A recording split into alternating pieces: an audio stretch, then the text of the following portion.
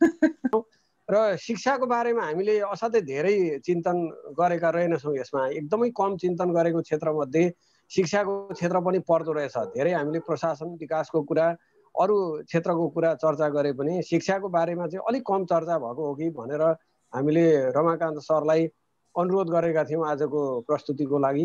हामीले त्रिभुजीय शिक्षा चिन्तन भन्ने एउटा सानो अर्को समूह छ। त्यो समूहमा हामीले शिक्षा सम्बन्धी 14वटा श्रृङ्खला 13वटा श्रृङ्खला पुरा गरिसक्यौँ। त्यो 13वटा श्रृङ्खला पुरा गर्दा धेरैवटा श्रृङ्खलामा सहभागी भएर सरले त्यहाँ व्यक्त गर्नुभएका विचारहरू, त्यहाँ उहाँको दृष्टिकोणहरू, त्यो हेर्दाखेरि हामीलाई के लाग्यो भने शिक्षा सम्बन्धी चिन्तनको उहाँको जुन फराकिलो दृष्टिकोण छ, अध्ययन छ, अनुभव छ, त्यो अनुभवलाई हामी U3A सँग पनि साटासाट गरौँ भनेर हामीले अनुरोध गरेका थियौँ।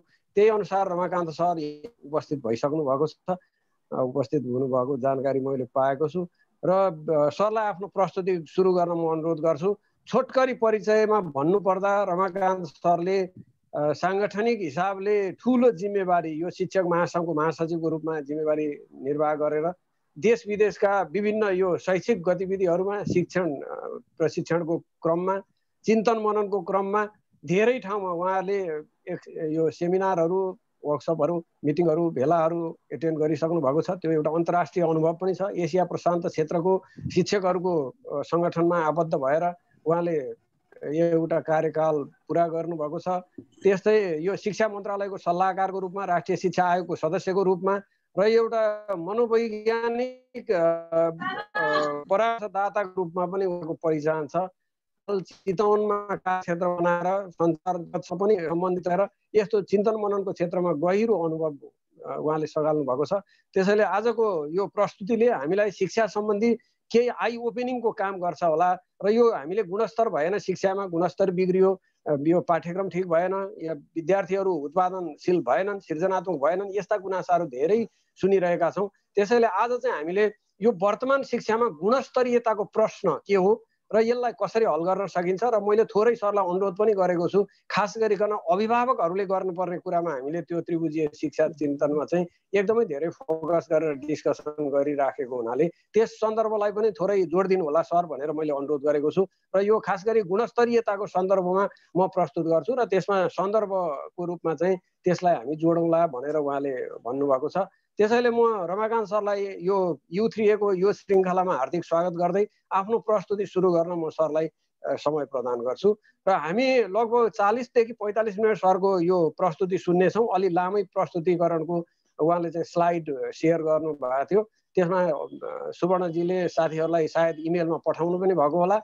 नभए अहिले उहाँले प्रस्तुत गरिसकेपछि हामी आफ्नो टिपिरौँ र टिपिसकेपछि सकेसम्म हामीले च्याट बक्समा यहाँहरूले प्रश्न टाइप गरिदिनुहोस्, किनभने उहाँको प्रस्तुति अलि लामै हुन्छ, विषय पनि विहङ्गम छ। त्यसैले मैले साथीहरूलाई अनुरोध गर्छु सकेसम्म बढी च्याट बक्समा प्रश्नहरू पठाउनुहोस् र त्यसपछि हामी उहाँको प्रस्तुति हामी 40-45 मिनट सुनिसकेपछि हामी प्रश्नोत्तरको थोरै प्रश्नहरू लिन पाउँला सायद। त्यसैले साथीहरूले यो प्रस्तुति गर्दा गर्दै देखिएका जिज्ञासाहरू टिपी पनि रहनु होला। म रमाकान्त सरलाई आफ्नो प्रस्तुति सुरु गर्नको निम्ति अनुरोध गर्छु। धन्यवाद धीर सर, नमस्कार। यहाँहरू सबै आदरणीय व्यक्तित्वहरूलाई अब शुभ सन्ध्या। मेरो स्क्रिन सेयर गरेँ मैले, त्यहाँ देखिया छ कि देखिया छैन पहिले मैले कन्फर्म हुन पाऊँ। अब आज म दिनभरि जस्तो व्यस्त रहेँ, म आज एउटा सप्तगढी कलेजको बोर्ड मिटिङमा थिएँ अनि नगर शिक्षा भरतपुर महानगरको नगर शिक्षा समितिको सदस्यको हैसियतले त्यो मिटिङमा थिएँ। अर्को चाहिँ निजी विद्यालयका यो शिक्षकहरूको शुल्क कसरी लिने, यो बिचको अवधिमा अभिभावकहरूसँग कसरी आग्रह गर्ने र अनि कसरी चाहिँ कार्यरत शिक्षकहरूलाई कर्मचारीहरूलाई तलब खुवाउने भन्ने एउटा मुद्दामा तिनवटा बहसमा बस्दा बस्दै मैले एकातिर बहस चल्दै गर्छ, अर्कोतर्फ चाहिँ यो ल्यापटपमा चाहिँ मसँग भइरहेका सामग्रीहरूलाई एडिट गरेर बनाउने काम गरेँ। मैले त्यो मिटिङ बस्दा बस्दै गराएको चाहिँ सामग्रीहरू यहाँ अहिले जोडिएको छु। हिजो सामग्री बनाएको चाहिँ हिजो मैले इमेलमा पठाइसकेका थिएँ धीर सरलाई। अनि बिहान एउटा कुरो आयो, यो चाहिँ जीवनोपयोगी शिक्षाको सन्दर्भमा पनि पनि चर्चा चल्यो, अभिभावक शिक्षाको स्तरमा पनि चर्चा चल्यो। त्यसकारण चाहिँ सामग्री चाहिँ कलेक्सनमा सबैतिरको कलेक्सन गरेको छु। तर मैले प्रस्तुति गर्दाखेरि चाहिँ सारमा गुणस्तरीय शिक्षाको सवालमा मात्रै प्रस्तुत गर्दछु। अब पहिले बदलिँदो सन्दर्भमा जीवनोपयोगी गुणस्तरीय शिक्षा, जीवनोपयोगी शिक्षा भनौँ, गुणस्तरीय शिक्षा भनौँ। वास्तवमा गुणस्तरीय भएन भने जीवनोपयोगी भएन, जीवनोपयोगी भएन भने गुणस्तरीय भएन। यो दुईटा चाहिँ कुराले लक्ष्यमा हामीले अथवा यसको आउटपुट, यसको चाहिँ प्रतिफल लिने हिसाबले हेर्ने हो भने जीवनोपयोगी र गुणस्तरीय शिक्षा एउटै होला भन्न पनि सकिन्छ भन्ने मेरो प्रस्ताव हो। त्यसपछि यसले चाहिँ स्लाइड अफ भयो कि जस्तो छ सर? के गरी एकचोटि स्टप गरेपछि अनि फेरि खुल्छ हो। जीवनोपयोगी र गुणस्तरीय शिक्षा शीर्षकमा अब मैले चर्चा गरिनँ, म रमाकान्त सापकोटा, अघि उहाँले चर्चा गरिरहनु भयो। म चाहिँ यसमा थप जोडौँ, मलाई यो लेख्ने चाहिँ प्रेरणा, मेरो चाहिँ ज्ञानको स्रोत भनेको मैले 20-22 वर्षसम्म चाहिँ सप्तगण्डकी कलेजमा पढाएँ र आजसम्म पनि म म्यानेजमेन्ट कलेजहरूमा, इन्जिनियरिङ कलेजहरूमा, मेडिसिन यो कलेजहरूमा बिहेभियरल साइन्स विषयहरू, साइकोलोजी विशेष गरी चाहिँ त्यो पढाउने गर्छु। र अहिले पनि कतिपय चाहिँ यो सरकारको चाहिँ स्थानीय तहमा शिक्षा नीति, स्थानीय पाठ्यक्रम बनाउने सवालमा सहजीकरण गर्ने वरपर चाहिँ त्यस्तो गर्ने गर्छु। यहाँको भरतपुरको महानगरको शिक्षा नीति, बुटवलको शिक्षा नीति, अनि यो गैंडाकोट नगरपालिकाको शिक्षा नीति लगायतका केही ठाउँहरूमा चाहिँ मेरो उपस्थिति रहेको छ। र अब मेरो त्यो सहभागिताले थप अरू ठाउँमा पनि अरू ठाउँको अध्ययन गर्ने, अनुसन्धान गर्ने त्यो सवाल पनि र मेरो यो निरन्तर चाहिँ शिक्षण गर्ने, अध्ययन गर्ने र अरू अघि उहाँले भने जस्तो केही देशहरूको चाहिँ शिक्षा पनि हेरेको, शिक्षा मन्त्रालयमा बसेर काम गरेको, अमेरिकन पिस कोरमा पनि टिचर भएर त्यहाँ चाहिँ ल्याङ्ग्वेज ट्रेनर भएर काम गरेको, यो सबैको चाहिँ सार मेरो अनुभव हो। र मेरो शिक्षाका आयाम भन्ने पुस्तकहरूमा यी सँगै सम्बन्धित अनुभवहरूको चाहिँ किताब लेखेको छु र यहाँहरूलाई पनि रुचि लाग्नेहरूलाई मैले इमेलमा पठाइदिन सक्छु सफ्ट कपी। र यो आजको चाहिँ यहाँ जीवनोपयोगी शिक्षाको विषयमा पनि छ, गुणस्तरीय शिक्षाको सवालमा पनि छ। सबै स्लाइडलाई म व्याख्या गर्दिनँ, अध्ययन सामग्रीको रूपमा यहाँहरूलाई म प्रस्तुत गर्छु र अहिले म यो स्लाइड पनि पठाइदिन्छु। के बदलियो? बदलिँदो परिवेश त भन्यो मेरो शीर्षकले। के बदलियो, के फेरियो त भन्दा भौतिक परिवेश फेरियो, पर्यावरण फेरियो, जीवनशैली फेरियो, मूल्य पद्धति भ्यालु सिस्टम भन्छन् नि फेरियो, पद्धतिभित्रका यो सबै सिङ्गो सिस्टमभित्रको विद्यार्थी फेरियो, अभिभावक पनि फेरियो, शिक्षक फेरियो, व्यवस्थापनको तरिका फेरियो, नीति निर्माता फेरियो, पाठ्यक्रम भनेको समय समयमा चाहिँ समाजले निर्धारण गर्ने, अनुभवले निर्धारण गर्ने चिज हो, पाठ्यक्रम पनि फेरियो। यसकारण शिक्षाले फेरिए। यो निरन्तर चलिरहने प्रक्रिया हो। र गुरुत्व फेरियो। अर्को महत्त्वपूर्ण कुरा, हिजो गुरु थिए, गुरु भनेपछि गुरुले चाहिँ पैसा लिँदैन थिए, गुरुले चाहिँ ज्ञान बाँड्ने काम गर्थे, ज्ञान ब्रह्माण्डभित्रबाट ज्ञान आर्जन गर्ने र त्यो ज्ञान चाहिँ अर्कोलाई चाहिँ हस्तान्तरण गर्ने, त्यो चाहिँ धर्मको रूपमा लिइन्थ्यो। र गुरुको घरमा चाहिँ शिष्य गएर सम्पूर्ण अभिभावक शिक्षा, गुरुत्व शिक्षा। अब द्रोणाचार्यको चाहिँ पालाको कुरा हेर्ने हो भने शस्त्र अस्त्रको विद्या बृहस्पति द्रोणाचार्य, गुरुहरूको पाला हेर्ने हो भने शस्त्रास्त्रको विद्या समेत, राज्य सत्ताका विद्या समेत र अरू सबै चाहिँ विद्याहरू फेर्थे। तर आज चाहिँ शिक्षक भयो, गुरुत्व चाहिँ फेरियो र शिक्षक बन्यो, जागिरे बन्यो, अझ जागिरेबाट चाहिँ व्यापारी बन्यो, अझ व्यापारीबाट पनि हुँदा हुँदै चाहिँ त राज्यको नीति निर्माण गर्ने तहलाई राम्रोसँग प्रभावित गर्न सक्ने, जवाफदेही त अर्कोलाई चाहिँ लगाएर मजासँग नाफा कमाउन सक्ने एउटा चाहिँ शक्ति पनि त्यसै भित्रबाट जन्म्यो भनेर पनि भनिन्छ। अनि स्कुली जो मिनिएचर सोसाइटी भनेर चाहिँ जोन डिबी लगायतका चाहिँ विद्वानहरूले धेरै विद्वानहरूले भन्थे। अब त्यो भनेको के भन्दा विद्यालय भनेकै सिङ्गो समाज हो। एउटा विद्यालय कस्तो छ भनेर हेरिसकेपछि त्यो सिङ्गो समाज हेरिन्छ। एउटा घरको चाहिँ यो घर कति सभ्य छ, कति राम्रो छ भन्नको लागि चाहिँ उसको किचन भन्दा उसको चाहिँ शौचालय गरे हेर्नुपर्छ भने जस्तै यो समाज कति राम्रो छ भन्नको लागि चाहिँ सिनेमा हेरेर ठुल्ठुला टावर हेरेर बाटाघाटा हेरेर ठुल्ठुला डिपार्टमेन्टल स्टोर हेरेर त्यो समाज कति विकसित छ भनेर हेर्न सकिँदैन। त्यो समाज हेर्नको लागि विद्यालयभित्र प्रवेश गरेर हेर्नुपर्छ भन्ने हिजोको मान्यता जुन थियो आज पनि त्यही मान्यता हो। त्यही मान्यता अन्तर्गत अहिले हामीले जसलाई फिनल्यान्ड, दक्षिण कोरिया, सिङ्गापुर, जापान जसको चाहिँ विशेष गरी नर्वे, स्क्यान्डिनेभियन कन्ट्रीहरू जसको शिक्षा राम्रो भनेर भन्छौँ, ती विकसित देशहरू चाहिँ तिनीहरूलाई चाहिँ राम्रो किन भनिएको भन्दा तिनीहरूको चाहिँ शिक्षा राम्रो छ र सम्पूर्ण सिस्टम चाहिँ शिक्षा राम्रो भयो हुनाले अरू सिस्टम पनि चाहिँ राम्रो छ भन्ने मान्यता हो।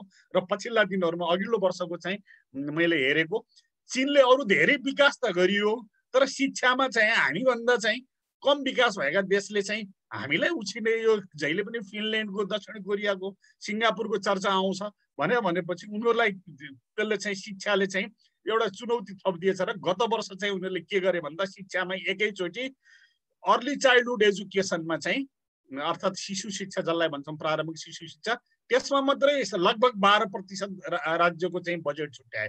50 खरबको चाहिँ त्यो तिनीहरूको चाहिँ चिनिया मुद्रा चाहिँ छुट्याएर आरएमबी भन्छ कि के भन्छ होइन, अनि त्यसमा 12% चाहिँ शिशु कक्षामा छुट्याए।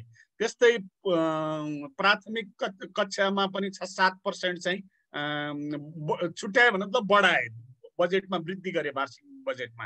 यसो गरेर समग्र चाहिँ शिक्षा क्षेत्रमा उनीहरूले एकै वर्षमा चाहिँ 9-10% चाहिँ वृद्धि गरेको भनेर चाहिँ मैले कतै पढेका थिएँ। किन भन्दा शिक्षा नसप्रियो भने चाहिँ अरू सप्रिँदो रहन्छ। अनि चाहिँ बहुत चर्चामा आएको चाहिँ बेलायतको चाहिँ प्रधानमन्त्रीलाई चाहिँ तपाईँको प्राथमिकताहरू के हुन सक्छन् भनेर, यदि तपाईँले चाहिँ चुनाव जित्नुभयो भने र तपाईँले चाहिँ यो मुलुकमा चाहिँ परिवर्तन गर्छु भन्नको लागि तपाईँका एजेन्डा के हुन् भन्दा पहिलो एजेन्डा शिक्षा हो, दोस्रो पनि शिक्षा हो, तेस्रो पनि शिक्षा हो। लगातार 3वटा मेरो प्राथमिकता, अरू 10वटा प्राथमिकता राख्ने हो भने त्यसमा चाहिँ 3वटा मेरो शिक्षाका सुधारहरू हुन सक्छन्। विद्यालय स्तरको सुधार, माध्यमिक स्तर के उच्च स्तरको सुधार, अरू त्यसमा चाहिँ अरू समग्र रूपमा सुधारको कुराहरू छन् भनेर अहिले पनि उनीहरू सुधारकै कुरा गर्छन् भनेपछि शिक्षा चाहिँ समाजको जब जब पद्धति फेरिन्छ शिक्षा सधैँ फेरिरहन्छ र जहिले पनि सुधारको माग गर्छ भन्ने चाहिँ एउटा मान्यता हो र सधैँ बदलिदो परिवेशमा हुन्छ। र अहिले सूचना प्रविधिमा आएको परिवर्तन पनि शिक्षामा बदलिदो परिवेशको एउटा उदाहरण हो। परिवर्तनमा केले प्रभाव पार्छ त भन्दा एउटा प्रकृति र मानव बीचको चाहिँ अन्तर्क्रिया जहिले पनि चाहिँ हामीले पढ्ने पाठ्यक्रम, विगतमा बनेका पाठ्यक्रम, बनेका पाठ्य पुस्तक, सबै शास्त्र, सबै ज्ञानहरू सबैको स्रोत प्रकृति हो। प्रकृतिमा परिवर्तन अहिले हामीले चाहिँ अब यो कोरोना भन्ने पनि पढ्यौँ, कुनै बेला इन्फ्लुएन्जा भन्ने पढ्यौँ, कुनै बेला हैजा चाहिँ स्वास्थ्य शिक्षा चाहिँ वातावरणीय शिक्षा, प्रदूषण आदि सवालमा मलेरिया, हैजा, छेउला जस्ता रोगहरू पढ्यौँ भने अनि चाहिँ पछिल्ला दिनहरूमा चाहिँ इबोला भाइरस, स्वान फ्लू, डेङ्गु हुँदै हुँदै अहिले आएर चाहिँ कोरोना भाइरस चाहिँ भयङ्कर ठुलो चाहिँ कुरा पढ्यौँ। जापानमा चाहिँ उहाँ चाहिँ अब यो सुनामी भन्ने चाहिँ अघिल्लो चाहिँ उसमा पढ्यो। प्रकृतिमा जे कुराहरू आउँछ मानव जातिले चाहिँ यही हो, प्रकृति र मानव बीचको अन्तर्क्रियाले हाम्रा चाहिँ अनुभवहरू, हाम्रा चाहिँ पढ्ने विषयहरू बदलिँदो रहेछ। मानिसका चाहिँ निडहरू फेरिन्छन्, आवश्यकता फेरिन्छन्, चाहना फेरिन्छन्। मैले आवश्यकता र चाहनालाई बेग्ला बेग्लै परिभाषा गर्ने गरेका छु जो विगतका सेसनहरूमा। आवश्यकता भनेको हामीले पानी पिउनुमा सिम्पल उदाहरण, पानी पिउनु हाम्रो लागि आवश्यकता हो भने कोका-कोला फ्यान्टा खान्छौँ भने त्यो चाहना हो। चाहनाहरू असीमित हुन्छन्, आवश्यकताहरू चाहिँ के हुन्छ आधारभूत हुन्छ, नभई नहुने हुन्छ, नैसर्गिक अधिकारभित्र पर्छन्। त्यसकारण चाहिँ चाहनाले चाहिँ उपभोक्तावादी समाज बनाउँछ भने आवश्यकताले चाहिँ अधिकारमा चाहिँ आधारित समाज निर्माण गर्छ भन्ने मान्यता हुन्छ। अर्थ सामाजिक राजनीति चाहिँ अर्थ यो राजनीति समाज र अर्थतन्त्रलाई बेग्ला बेग्लै व्याख्या गर्छन् धेरै ठाउँमा मान्छेहरूले। तर संसारमै के हुन्छ भन्दा इको सोसियो पोलिटिक्स भन्छ। अर्थ सामाजिक र राजनीति यो बेग्ला बेग्लै चल्दैन, सँगसँगै चल्छ।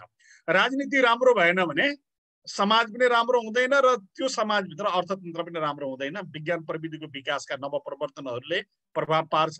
सञ्चार माध्यमका ज्ञान सिप अनुभवले प्रभाव पार्छ, बाह्य तथा आन्तरिक दबाव हुन्छन् दाताहरू। मैले शिक्षा मन्त्रालयमै एकचोटि चाहिँ कन्सल्टेन्ट भएर शिक्षा मन्त्रालयको सल्लाहकार भएर बसेँ। हामीले ऐन नियम बनाइसकेपछि चाहिँ एउटा डेनिस राजदूत आएर संसदमा चाहिँ ऐन बनाउने पठाउने बेलामा चाहिँ डेनिस राजदूत आएर शिक्षा मन्त्री म र शिक्षा सचिवलाई भेटेर उहाँले के भन्नुभयो, यो तुरुन्तै तपाईँहरूले चाहिँ मलाई अङ्ग्रेजीमा चाहिँ अनुवाद दिइदिनुहोस्, म अध्ययन गर्छु र भोलि मात्रै तपाईँहरूले चाहिँ त्यसपछि भोलि रोकेर चाहिँ पर्सि मात्रै संसदमा चाहिँ यो टेबल गर्नुहोस्, नत्र भने चाहिँ तपाईँहरूले आफ्नो स्वतन्त्रतापूर्वक गर्न सक्नुहुन्छ, तपाईँहरूको देश हो, तर हामीले तपाईँहरूको चाहिँ सबै प्लान एन्ड पोलिसी नहेरिकन हामी चाहिँ बास्केटमा पैसा हाल्न सक्दैनौँ भनेपछि चाहिँ अनि पछि चाहिँ अनुवाद गरेर उनीहरूलाई दिइसकेपछि यो दफा चाहिँ तपाईँहरूले चाहिँ यसअनुसार चेन्ज गर्नु भएन भने तपाईँहरू चेन्ज गर्न सक्नुहुन्छ, तपाईँहरूले चाहिँ आफ्नो अनुसार बनाउन सक्नुहुन्छ, तर हामीलाई चाहिँ हाम्रा चाहिँ सरकारले जसले ट्याक्स उठाएर चाहिँ पैसा जम्मा गरेर तपाईँहरूलाई चाहिँ सहयोग गरेका छ उसले यो नीति अन्तर्गत पैसा दिन सक्दैन भनेर भन्दो रहेछ। यस्तो हुँदो रहेछ, दाताहरू चाहिँ कसैको पैसा लियो भने उसले चाहिँ सिधैमा पैसा चाहिँ दान लाएर टिको लाएर दिए जस्तो दिँदो रहेछ, दबाब गर्दो रहेछ नीति बनाउनलाई। त्यसकारण चाहिँ शिक्षामा प्रभाव पार्ने चाहिँ हिसाबले इन्डियामा चाहिँ म्याकेलेको शिक्षा भनेर जुन भन्छौँ, बेलायत त्यहाँ आइसकेपछि उसले चाहिँ प्रभावित गर्यो, उसले चाहिँ तिम्रो बजार बनाइदिन्छौँ, तिम्रो राज्य सत्ता बनाइदिन्छौँ भनेपछि शिक्षा पनि चाहिँ हामी बनाइदिन्छौँ भन्यो र उसले आफ्नो दबाब हाल्यो। नेपालमा पनि चाहिँ जतिले चाहिँ दाता अरू कुनै पनि देशमा दाताको दबाब हुँदो रहेछ भन्ने यो मेरो अनुभव हो। स्वार्थ समूहहरू हुन्छन्, इन्ट्रेस्ट ग्रुपहरू, तिनले प्रभावित पार्छन् चाहिँ शिक्षा नीति निर्माण आदि। तर नेपालकै राष्ट्रिय शिक्षा आयोगको प्रतिवेदन सरकारलाई बुझाइसकेपछि सार्वजनिक गर्दाखेरि 5-6 महिना लाग्यो, त्यसपछि पनि आंशिक चिज मात्रै प्रभावित भयो। र दरबन्दी मिलान समिति गठन गर्यो सरकारले, आयोग म समेत त्यसको दरबन्दी मिलान समितिको सदस्य थिएँ, पूर्व सचिव महाश्रम शर्माको संयोजकत्वमा। हामीले प्रतिवेदन बुझायौँ, प्रतिवेदन बुझाएको चाहिँ त्यो चाहिँ अहिलेसम्म कार्यान्वयन भएको छैन।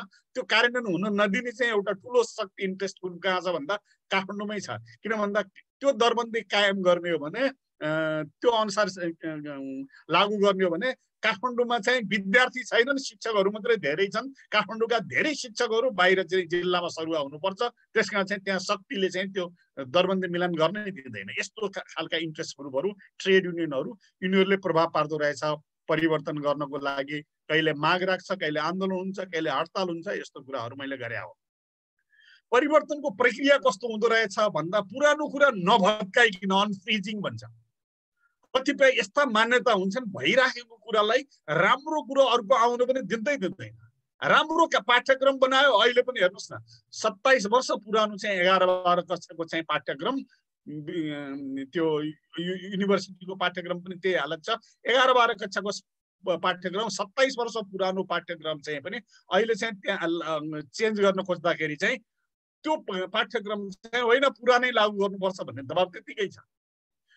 त्यसकारण चाहिँ राम्रो कुरा पनि सजिलैसँग आउँदो रहेछ। बदल्नको लागि तयार पार्न बदल्नु पर्ने, किन चेन्ज गर्नु पर्या हो भनेर चाहिँ चेन्जलाई स्वीकार गर्ने एउटा वातावरण बनाउनु पर्दो रहेछ।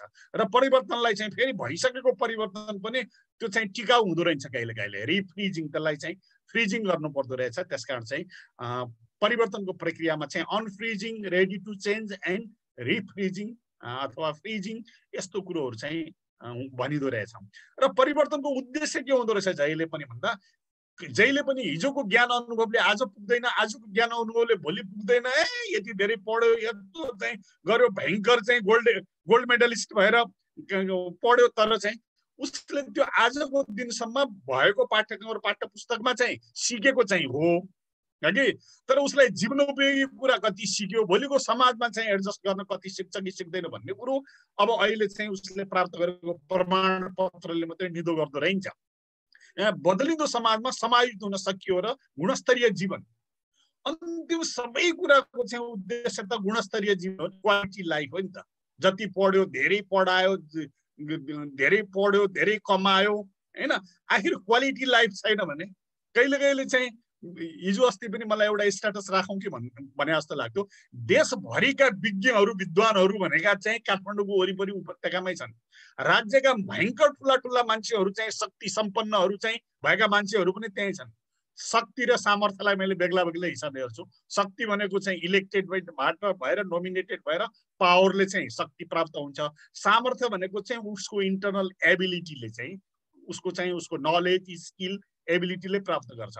सामर्थ्य पनि भएका मानिएका, शक्ति पनि भएका मानिएका, विज्ञता पनि भएका मान्छे भएका मानेका, राष्ट्रिय अन्तर्राष्ट्रिय अनुभव भएका मान्छे जति पनि जम्मै चाहिँ काठमाडौँमा बस्ने, उपत्यकामा बस्ने। तर उपत्यकाको चाहिँ सार्वजनिक शिक्षा संसारमै सबैभन्दा चाहिँ राज्य राम्रो हुनको लागि पब्लिक एजुकेसन राम्रो हुनुपर्छ। 8 कक्षासम्म आधारभूत शिक्षा त प्राइभेट हुनै सक्दैन। पुँजीवादी देशहरूमा पनि चाहिँ बहुत कम हुन्छ। हुँदाखेरि पनि प्राइभेट स्कुल र पब्लिक स्कुलमा चाहिँ क्वालिटीमा चाहिँ रोज्नु पर्दैन। आफ्नो चाहिँ क्याचमेन्ट एरियामा मात्रै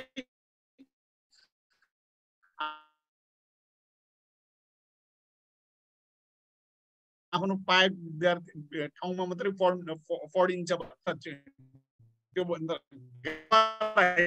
स्कुल भनेर भन्थ्यौँ। त्यहाँ लगभग 2-3 अरब रुपियाँ खर्च गरेर चाहिँ विदेशीहरूले चाहिँ भूकम्प पछिको पुनर्निर्माणमा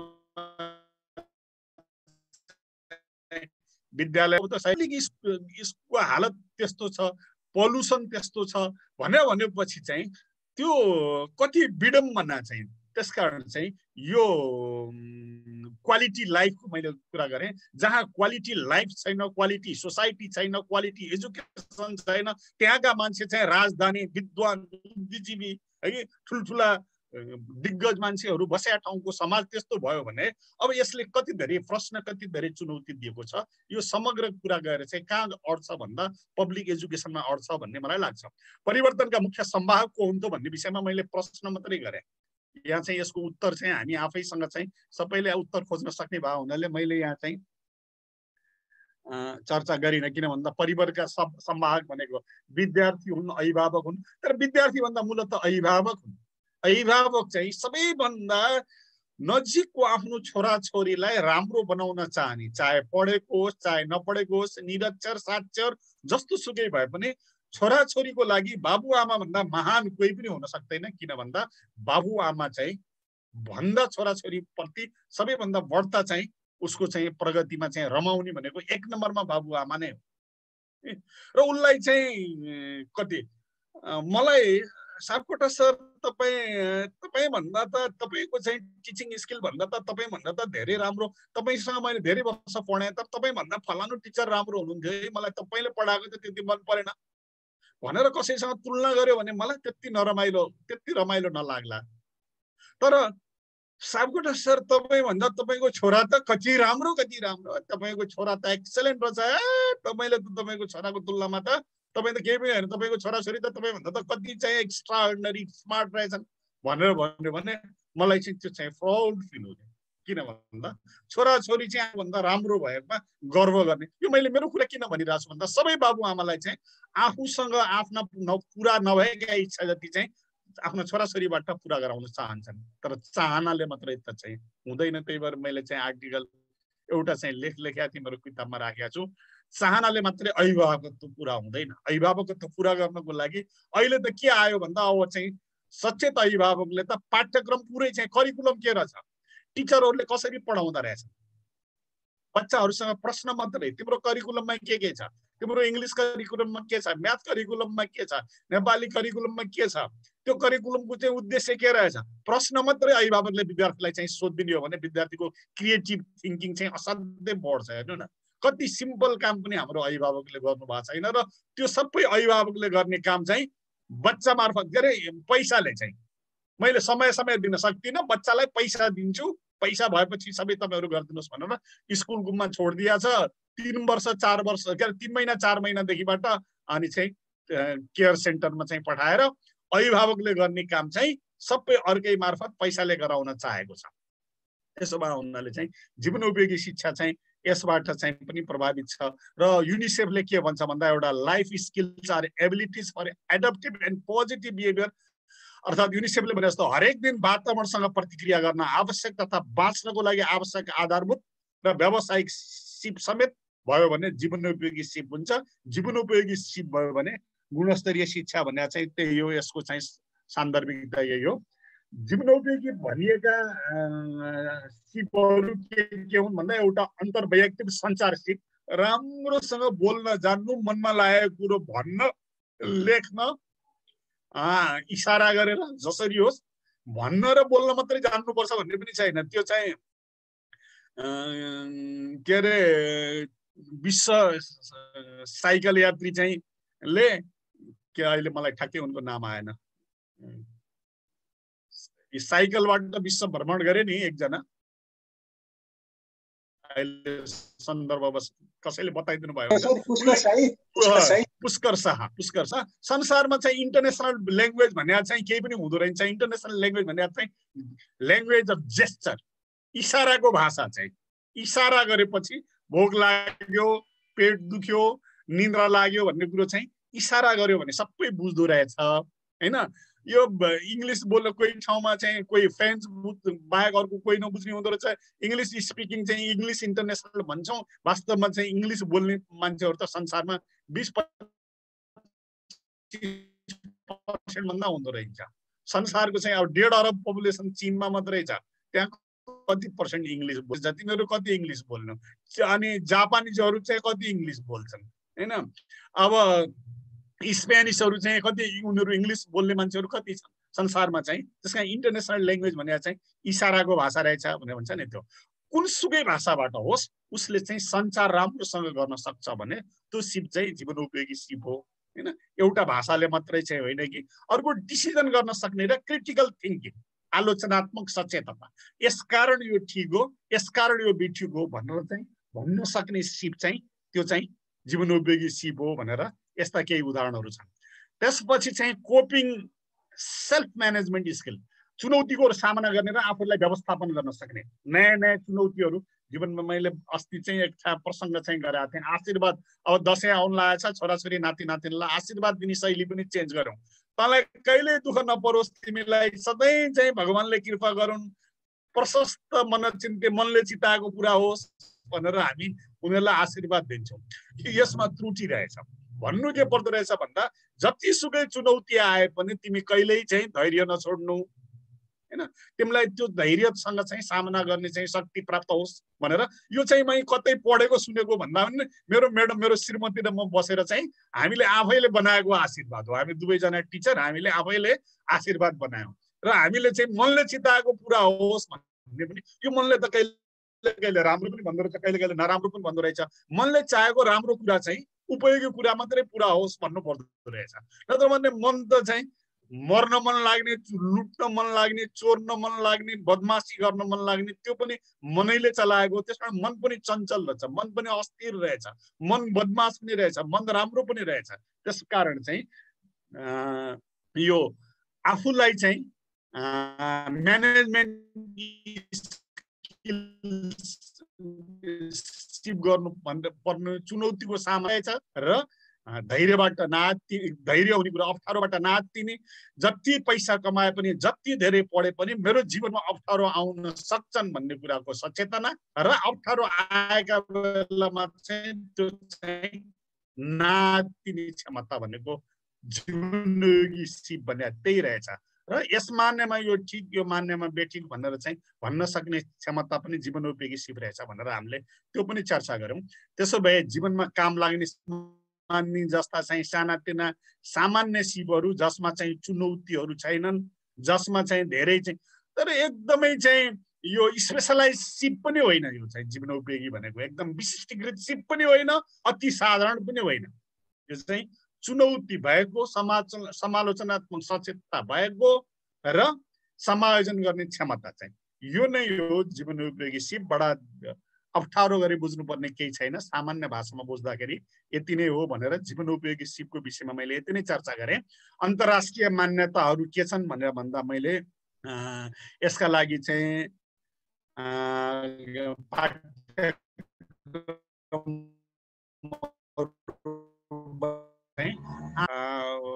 अनुसार यो समाजमा अहिलेको परिवेशमा यति सिप चाहिन्छन् भनेर चाहिँ त्यो निर्धारण गरेको छ। नेपालको सन्दर्भमा पनि त्यो अभ्यास गरेर 1 कक्षा 2 कक्षादेखिबाट लिएर 11-12 कक्षासम्मको जीवनोपयोगी शिक्षा भनेर चाहिँ समावेश गरेका छ। स्थानीय पाठ्यक्रम बनाएको छ।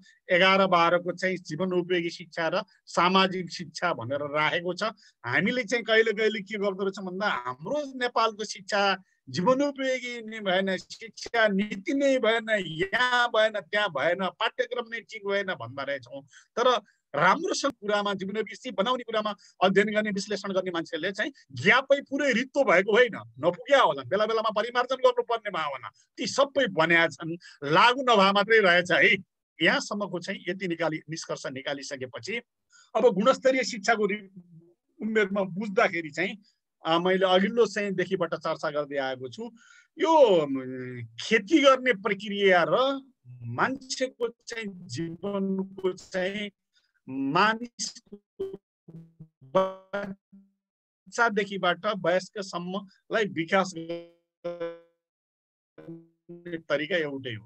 जसरी एउटा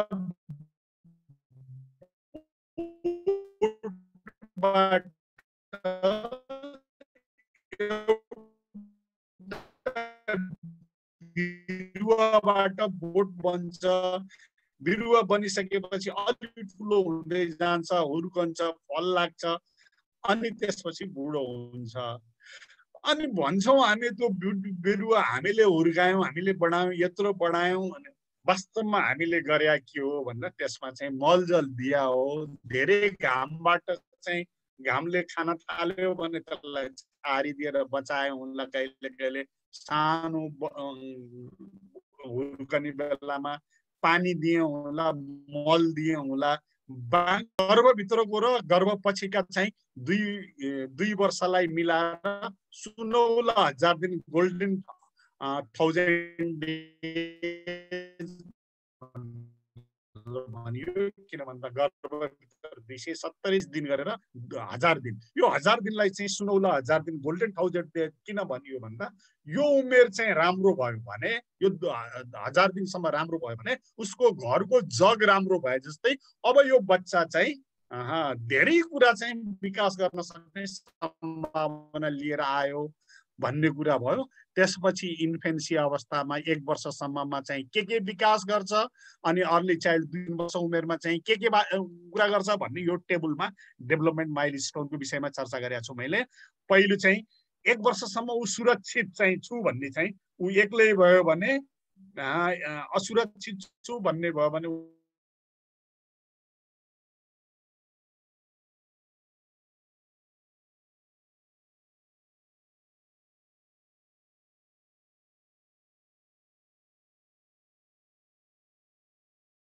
उसमा जान्थ्यो भयो भने म एक्लै भन्ने अनुभव हुन्छ। त्यो हेरेर गरियो भने ऊ चाहिँ सेक्युर भएको फिल भएन भने उसको चाहिँ ट्रस्ट अर अप्टिमिज्म हुन्छ, उसको चाहिँ विश्वास गर्ने, समाजलाई विश्वास गर्ने, परिवारलाई विश्वास गर्ने र आशावादी हुने कुरा हुन्छ। यदि भएन, ऊ एक्लो भयो, सुरक्षित भएन, 1 वर्षसम्मको बिचमा पनि एक्लै बस्नु पर्यो, कोर्कामा थुनेर, अनि आमा बाबा कता गए एक्लै कोर्कामा चाहिँ बच्चा रोइरह्यो भने ऊ चाहिँ यो समाजप्रति नै नकारात्मक दृष्टिकोण हुने, अप्टिमिस्टिकको सट्टा पेसिमिस्टिक भन्ने बन्छ। अनि चाहिँ 3 वर्षसम्ममा चाहिँ इन्डिपेन्डेन्ट, स्वतन्त्र हुन चाहन्छ र ऊ चाहिँ राम्रोसँग खेल्ने, एक्सर्साइज गर्ने, टोय जस्तो एकदमै बच्चा चकचक गरिरहन थाल्छ। चकचक भएन भने चाहिँ उसको चाहिँ विकासै भएन मान्यता हुन्छ। त्यो गर्न पाएन भने उसको चाहिँ सबै समग्र चाहिँ सर्वाङ्गीण विकास हुँदैन भन्ने अर्थ हुन्छ। तेस्रोमा चाहिँ 4 देखि 6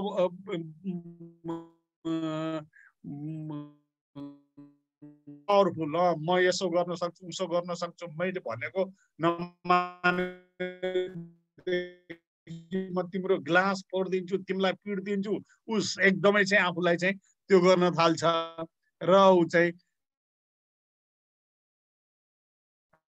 अनि यो ढङ्गको देखा पर्छ। यसै गरिकन चाहिँ यो डेभलपमेन्ट प्यारेन्टहरुले यो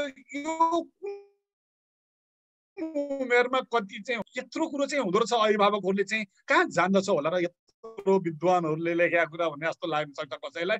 बाबा आमाले बच्चाहरू हुर्काउँदाखेरिका अनुभव भएका कुरालाई लेखेर साइकोलोजी भए हो। यो यहाँ कुनै नयाँ कुरा चाहिँ त्यसैलाई भएका मान्छेले बच्चाहरूलाई हुर्काउँदाखेरिका अनुभव आमाहरूसँग बाबाहरूसँग सोधेर हेरेर केस स्टडी गरेर लङ्गिट्युडनल स्टडी र क्रस सेक्सनल स्टडी चाहिँ गरेर मनोवैज्ञानिकहरूले लेखेका कुराहरू यी चाहिँ कुनै एकदमै नयाँ कुराहरू चाहिँ थ्योराइज गरेछन् भनेर चाहिँ भनिरहनु पर्दैन। त्यसकारण मैले यो सबैको व्याख्या गर्न जान्दिनँ, तपाईँलाई ब्रेन स्टर्मिङको लागि मात्रै यहाँ राखिदिएको हो।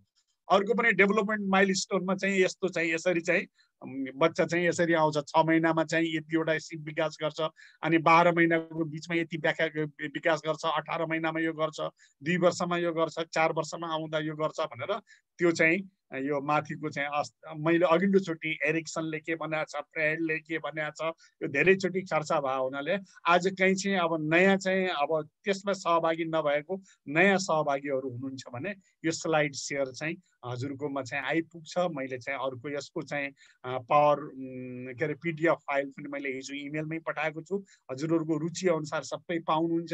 र त्यस्तै चाहिँ यी सबै विषयमा चाहिँ मेरा अनुभवहरू जे मैले बोलेको छु ती सबै विषयमा बेग्ला बेग्लै आर्टिकलमा लेखिएका लेखहरू पनि पाउनुहुन्छ। त्यस भएर अहिले मलाई चाहिँ समयले योभन्दा बढ्ता नदिए हुनाले म यसमा जाँदिनँ। अब गुणस्तरीयको शिक्षाको चाहिँ सवालमा म अलिकति चर्चा गर्छु। र गुणस्तर के हो त?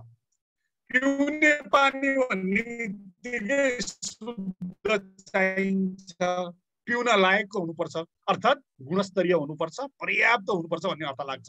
खाना भन्ने बित्तिकै के हो? पोसिलो हुन्छ, शुद्ध हुन्छ र चाहिने समयमा हुन्छ र चाहिने मात्रामा उपलब्ध हुनुपर्छ र सन्तुलित खाना हुन्छ भन्ने बुझ्नुपर्छ खाना भन्ने बित्तिकै। त्यसो भए शिक्षा भन्ने बित्तिकै के? शिक्षा भन्ने बित्तिकै बालक र युवालाई आज पनि भोलि पनि समाजमा घुलमिल भएर अरूलाई अप्ठ्यारो नपारिकन स्वतन्त्रतापूर्वक बाँच्न र प्रगति गर्न चाहिने ज्ञान, सिप, मूल्य, मान्यता, आशा र विश्वासको विकास गर्न गराउन सक्ने भयो भने त्यो शिक्षा हो। होइन भने त्यो शिक्षा चाहिँ होइन। शिक्षा भने अर्थ शुद्ध उसले चाहिँ समाजमा समाजनिष्ठ जीवनयापन हुनु पर्यो। शिक्षा भन्ने बित्तिकै आशा जगाउने हुनु पर्यो। शिक्षा भन्ने बित्तिकै उज्यालो हुनु पर्यो, होइन? गुरुत्व, गुरु भनेको चाहिँ के हो? अँध्यारोलाई चाहिँ कसैको जीवनमा भएको अँध्यारोलाई चाहिँ हर्ने, अँध्यारोलाई उज्यालो बनाइदिने भयो हुनाले गुरु भएको हो। त्यस कारण शिक्षा भन्ने बित्तिकै गुणस्तरीय शिक्षा भनेर जोड्न किन पर्यो? र खाना भन्ने बित्तिकै शुद्ध पोसिलो भने जस्तै, पानी भन्ने बित्तिकै शुद्ध पिउन लायकको भने जस्तै, होइन? अब बाहिर बजारमा यति खोला बगिराखेका छन्, मान्छेले चाहिँ मेसिन राखेर उहाँ चाहिँ मिनरल वाटर जस्तो बनाएर राख्नु पर्ने चाहिँ भयो भने जस्तै शुद्ध चाहिएर हो। शिक्षा पनि त्यस्तै हो। शिक्षा भन्ने बित्तिकै जुन गुणस्तर छैन, बजारमा माल बिक्दैन, त्यो माल उत्पादन गरेर के गर्ने? त्यसकारण चाहिँ शिक्षा भन्ने बित्तिकै गुणस्तरीय हुन्छ। गुणस्तरीय भनेको माथि अघि भने जस्तै जीवनोपयोगी हुन्छ। गुणस्तरीय शिक्षा चाहिँ रहर हो कि सक्नेले चाहिँ चाहिने हो कि अपरिहार्य आवश्यकता हो? शिक्षा अनिवार्य। त्यसो भए यो जम्मैलाई चाहिने हुनाले सक्नेलाई र नसकिनेलाई चाहिँ नभन्ने कुरा भयो हुनाले संसारमा शिक्षा निःशुल्क हुनुपर्छ, अनिवार्य हुनुपर्छ। त्यसमा पनि 8 कक्षासम्मको शिक्षा त अब आधारभूत भनेपछि कसैले 8 कक्षा भन्ला, कसैले 9 कक्षा भन्ला, कसैले 10 कक्षा भन्ला। हाम्रोले पनि अब चाहिँ 8 कक्षा आधारभूत शिक्षा प्राप्त नगरेको मान्छे नागरिकता प्रमाणपत्र पनि पाउँदैन अब 10 वर्षपछि, अब 9 वर्षपछि भन्यो। जापानमा चाहिँ आधारभूत प्राप्त शिक्षा पुरा नगरेसम्म नागरिकता पनि नपाउने हुनाले त्यो उमेरका बालबच्चाहरू चाहिँ 8 कक्षा पास गर्न नसक्नेहरूले चाहिँ धेरैले चाहिँ सुसाइड गरे, आत्महत्या गरे। हाराकिरी भन्छ त्यहाँ चाहिँ आत्महत्या गरे।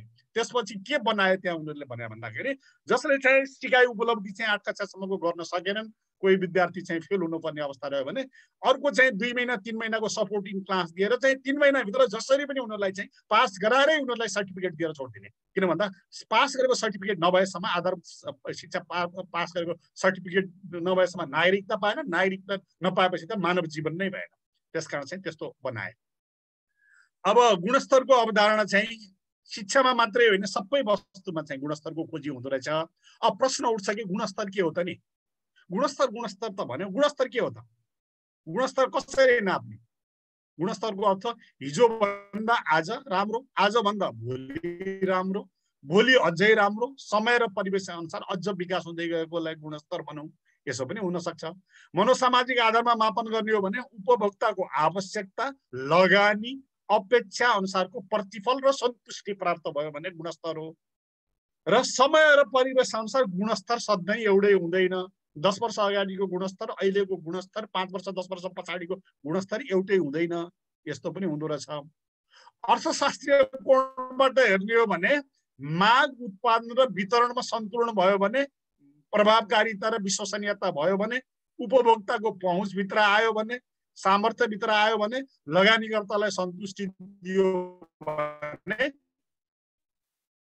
वस्तु वा सेवा त्यो उत्पादन गर्छ, त्यो चाहिँ गुणस्तर हो बन्दो रहेछ।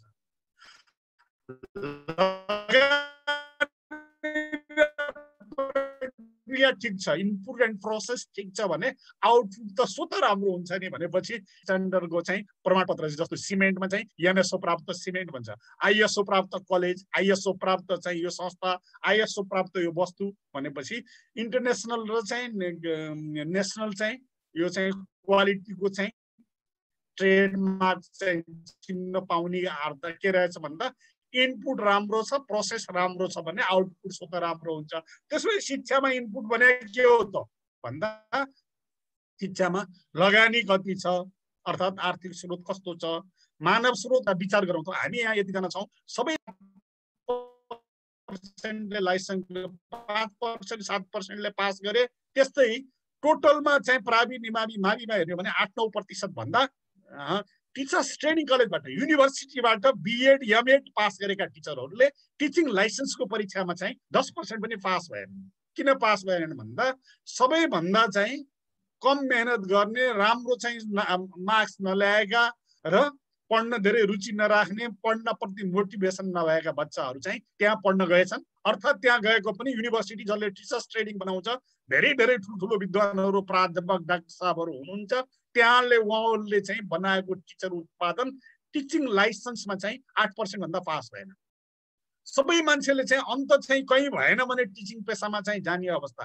कसैले पनि छोराछोरीलाई चाहिँ शिक्षक बनाउन नचाहने, त्यो गुणस्तर शिक्षा बनाउने चाहिँ शिक्षक चाहिँ अनि लगानी चाहिँ लगाइकन गुणस्तर कसरी आउने। त्यसकारण चाहिँ यो जहाँको हामीले फिनल्यान्ड सिङ्गापुर जहाँ भन्छौँ नि, सबभन्दा राम्रो मान्छे चाहिँ चार्टर्ड एकाउन्टेन्ट हुन, डाक्टर हुन, इन्जिनियर हुन चाहे जस्तै सबभन्दा राम्रो मान्छे चाहिँ म टिचिङ पेसामा जान्छु भन्ने परिस्थिति नभएसम्म यो गुणस्तर राम्रो होला र त्यसकारण चाहिँ लगानी एउटा त्यसरी हेर्नु पर्यो। पाठ्यक्रम राम्रो हुनु पर्यो, शिक्षक तालिम पनि राम्रो हुनु पर्यो। 4 वर्षको ट्रेनिङ नलिकन टिचर हुनै नपाउने देशहरू छन् कतिपय। शिशु कक्षादेखि युनिभर्सिटीसम्म जुन पढाउँछौ पढाऊ, तिम्रो क्वालिफिकेसन र तिम्रो ट्रेनिङ अनुसार तलब तिमीले बराबर पाउँछौ एउटै, तर चाहिँ तिम्रो पर्फर्मेन्स चाहिँ यो चाहिन्छ, विद्यार्थीको जाँच लिइँदैन, तिम्रो जाँच लिइन्छ भन्ने सिस्टम भएका देशहरू पनि छन्। अस्ति पनि मैले जुम एउटा मिटिङमा चाहिँ भर्जिनियाबाट एकजना चाहिँ उसले बोल्दै हुनुहुन्थ्यो, आजभोलि विद्यार्थीको जाँच लिने कुरा चाहिँ स्ट्यान्डर्डाइज टेस्ट लिने धेरै देशहरूमा चलनै छैन। विद्यार्थीहरूको कन्टिन्युस एसेसमेन्ट सिस्टमबाट, नियमित मूल्याङ्कन पद्धतिबाट आज यो विद्यार्थीले यति सिक्यो, भोलि यति सिक्यो भन्ने, वार्षिक परीक्षा लिने, सेमेस्टर परीक्षा लिने, अन्तिम परीक्षा लिने भन्ने त्यस्तो हुँदैन। एउटा 8 कक्षाको परीक्षा हुन्छ, एउटा 12 कक्षाको परीक्षा हुन्छ, एउटा डिप्लोमाको चाहिँ अन्तिम परीक्षा हुन्छ, एउटा डिग्रीको अन्तिम परीक्षा हुन्छ। यी स्ट्यान्डर्डाइज टेस्ट हुन्छन्। अरू नियमित मूल्याङ्कन हुन्छन्, डे टु डे पर्फर्मेन्सका आधारमा हुन्छन्। हरेक कक्षाको यति नम्बर आयो र विद्यार्थीले चाहिँ यति नम्बर ल्यायो, यो विद्यार्थी फर्स्ट छ भनेर यो अभिभावकलाई भ्रम चाहिँ र अनि चाहिँ पढिसकेर सिद्धि नदिन, नलेज पनि केही छैन, स्किल पनि केही छैन, हातमा सर्टिफिकेट मात्रै छ। यस्तो सिस्टमले काम गरेन भन्ने कुरा धेरैले हड्डर खाएर के गर्न थाले भन्दा डे टु डे उसको व्यवहारमा के परिवर्तन आयो। हामी कहाँ चाहिँ बच्चाले चाहिँ हिलो मैलो छुन हुँदैन भन्ने छ। जापान जस्तो विकसित देशहरूमा शिशु कक्षाको बालबालिकाहरूलाई बालुवामा खेल्ने, माटोमा चाहिँ बिरुवा रोप्ने यस्तो सिकाएको चाहिँ मैले स्कुल अब्जर्भेसनमा जाँदा देखेको थिएँ। किन भन्दा जीवनोपयोगी सिप सिप्ने भनेको सबै कुरा चाहिँ उसको जीवनमा आइपर्ने कुरा, उसले आफ्नो कुरा गरोस् भन्ने कुराहरू हो। त्यसकारण चाहिँ मैले चाहिँ ट्रेनिङको कुरा, नीतिको कुरा, योजना, कार्यक्रम, व्यवस्थापन यी सबै इनपुट हुन्, लगानी हुन्। यो लगानी राम्रो छैन भने रिजल्ट मात्र राम्रो खोजेर चाहिँ हुँदैन। हाम्रो सबैभन्दा चाहिँ समस्या चाहिँ अब शिक्षक राम्रो चाहिँ बनाउनेमा राम्रो मान्छे चाहिँ शिक्षण पेसामा ल्याउने कुरामा चाहिँ यो एउटा चाहिँ उदाहरण हेरे पुग्छ। शिक्षामा गुणस्तरको कुरा चाहिँ अब युनेस्कोले चाहिँ के भन्यो भन्दा लर्निङ टु नो, एउटा जान्नको लागि सिक्ने हैन, यसले के भन्छ ज्ञान आर्जन र जीवनभर भइरहनु पर्छ भन्ने मान्यता राख्छ। ज्ञान चाहिँ कहिले पनि चाहिँ अन्तिमसम्म पनि चाहिँ ज्ञान आर्जन गर्ने कुरा जीवनमा कहिले पनि पुग्दैन। एउटा मान्छेले संसारमा भएको कुराहरूको चाहिँ 0.1% पनि जानेर सक्दैन र मान्छेले आफ्नो ब्रेन जति प्रयोग छ त्यो चाहिँ ब्रेन चाहिँ आइन्स्टाइनलाई अहिले धेरै मान्छेहरूले चाहिँ बुद्धि भएको मान्छे भनेर मान्ने चलन छ। उनले पनि आफ्नो ब्रेनको 1-2% भन्दा प्रयोग गरेनन् भन्ने मान्यता छ। हाम्रा लक्ष्मीप्रसाद देवकोटा जस्ता मान्छेहरू, क्रिएटिभ मान्छेहरूले पनि सम्भवतः ब्रेनको 1-2% मात्रै प्रयोग गरे होलान् पछिल्ला दिनहरूमा चाहिँ। हकिन्सहरू, हाम्रा चाहिँ पहिलेका चाहिँ वैदिक शास्त्रीहरू, गुरुहरू, तिनीहरूले पनि कति प्रतिशत प्रयोग गरे होलान्। त्यसकारण चाहिँ यो लर्निङ टु नो भयो। लर्निङ टु डु, जानेको कुरा व्यावसायिक कुशलता तथा सिप खोजेको छ, सिप भयो भने लर्निङ टु डु भयो। लर्निङ टु बी भनेको आत्मगौरव बोध हुने, स्वाभिमानपूर्वक जिउने सिप भएको। सबभन्दा धेरै पढेको मान्छे, सबभन्दा धेरै चाहिँ जीवनमा राजनीति गरेको मान्छे नै सबभन्दा भ्रष्टाचार भयो भने बोध गर्ने कुरा के रह्यो? धेरै पढेको इन्जिनियर, धेरै गरे पढेको चाहिँ विद्वान, प्रोफेसर, अनि राजनीति नियुक्ति लिनको लागि पैसा खुवाएर राजनीति लिन्छ, भ्रष्टाचार गर्छ। अब लर्निङ टु बी कहाँनिर रह्यो? लर्निङ टु लिभ टुगेदर, मै खाऊँ, मै लाऊँ, सुख सल्लाह मै गरौँ भन्ने कि मेरो वरिपरि बाँच्नुपर्छ, मेरो परिवार बाँच्नुपर्छ, मेरो समाज बनाउनुपर्छ, भोलिको लागि यो समाज राम्रो बनाएर भोलिको पुस्तालाई दिनुपर्छ। पहिलेका मान्छेहरू भिजनरी रहेछन्, हामीलाई राम्रो समाज छोडेर गए भनेर भोलिका पुस्ताले चाहिँ, एउटा बाउले आमाले छोराछोरीलाई प्रशस्त पैसा कमाइदिए, करोडौं ब्याङ्क ब्यालेन्स पनि राखिदिए, तर हाम्रो समाज गरेर बसेका छन्, विदेशमा गएर चाहिँ रोजगारी गरेका छन्, यो देशप्रति विश्वास रहेन भने लर्निङ टु लिभ टुगेदरले कहाँनिर काम गर्यो? त्यसकारण चाहिँ गुणस्तरीय सम्बन्धी दृष्टिकोणमा चाहिँ अब राष्ट्रिय दृष्टिकोणबाट हेर्दा कस्तो हुँदो रहेछ भन्दा निम्नलिखित विशेषता एउटा तहगत, कक्षागत र विषयगत रूपमा राष्ट्रिय औसत सिकाइ उपलब्धि हासिल गर्न सक्ने भयो, विश्व प्रतिस्पर्धा गर्न नागरिक बन्यो, राष्ट्रिय विकासमा सहयोग गर्ने कुरा भयो, राष्ट्रियता प्रवर्धन गर्ने भयो भने गुणस्तर होला। दृष्टिकोणबाट हेर्दाखेरि समाजको दृष्टिकोणबाट समाजमा सहिष्णु भएको, सद्भाव भएको, नैतिक भएको, शिष्टा समस्यालाई समाजमा समस्या नबन्ने नागरिक गुणस्तर होला। परिवारको दृष्टिकोणबाट हेर्दा के होला? तत्काल रोजगारी पाउन सक्ने, परम्परागत मूल्य मान्यता संस्कृतिको संरक्षण गर्ने, आर्थिक उपार्जन गर्ने, परिवारमा सद्भाव गर्ने, पालन पोषणमा चाहिँ ध्यान दिने, यस्तो भयो भने गुणस्तर होला। अनि व्यक्तिगत दृष्टिकोणबाट हेर्ने भने के होला? बोझ नपर्ने गरी स्वतन्त्रतापूर्वक जीवनयापन गर्न सक्ने अनि परिवेशमा समाजसँग समाहित हुन सक्ने, अभिवृद्धि अर्थात् एटिच्युडमा व्यक्तिगत, सामाजिक र पेसागत व्यक्तित्व चाहिँ राम्रो भएको मान्छे भयो भने गुणस्तरको होला। माथि चर्चा भएका चारै किसिमका विशेषताको विकास गर्ने क्षमता भएको र कार्य सम्पादन परीक्षणको लागि निम्नलिखित सिद्धान्तमा आधारित सूचकको राम्रो नतिजा भएको शिक्षा गुणस्तर हो। एउटा मितव्ययिताको एकदम गुणस्तरीय शिक्षा दिएको छौँ हामीले, यो शैक्षिक संस्थामा गुणस्तर छ भन्ने आज एउटा चर्चा भयो। एउटा स्कुलले वार्षिक चाहिँ 3.5 लाख रुपियाँ चाहिँ प्राइमेरी एजुकेसनमा लिएको भन्ने एउटा उदाहरण आयो एउटा स्कुलको। भनेपछि अब त्यस्तो शिक्षा चाहिँ त्यो के दिन्छ? त्यसले त्यो एउटा मितव्ययिता हुनु पर्यो। त्यो कतिजना एकदम सम्भ्रान्त धनाढ्यका छोराछोरीहरू, राम्रो बन्न सक्नेहरू पनि झन् चाहिँ त्यहाँ घोगाउने र डिजिटमा अङ्क ल्याउने सिवाय अरू केही हुनेवाला छैन, त्यसबाट कुनै जीवन उपयोगी सिप सिक्नेवाला पनि छैन। अङ्क यति ल्यायो, A+A+ ल्यायो भनेर देखाइदिने र चाहिँ तिनका पैसा तान्ने सिवाय अरूको चाहिँ केही हुनेवाला छैन। त्यो मितव्ययिताको सिद्धान्त एउटा चाहिँ त्यो भित्र भएन भने त्यो मूल्य भएन। स्रोत र समयभित्र नतिजा दिन सकिएन भने त्यो पनि गुणस्तर होइन। कार्यकुशलताको सिद्धान्त, परिवर्तनको व्यवस्थापन भएन, प्रयोग भएको स्रोत मात्रा बीचको सहसम्बन्ध छैन, राम्रो भएन। प्रभावकारिताको सिद्धान्त, उद्देश्य, परिणाम र उत्पादनको बीचमा सामाजिक प्रभाव कस्तो छ त्यसका आधारमा पनि गुणस्तर हेरिँदो रहेछ। यो गुणस्तर परीक्षणका सूचकहरू चाहिँ विद्यालय क्षेत्र ERO भन्ने छ एउटा, हैन?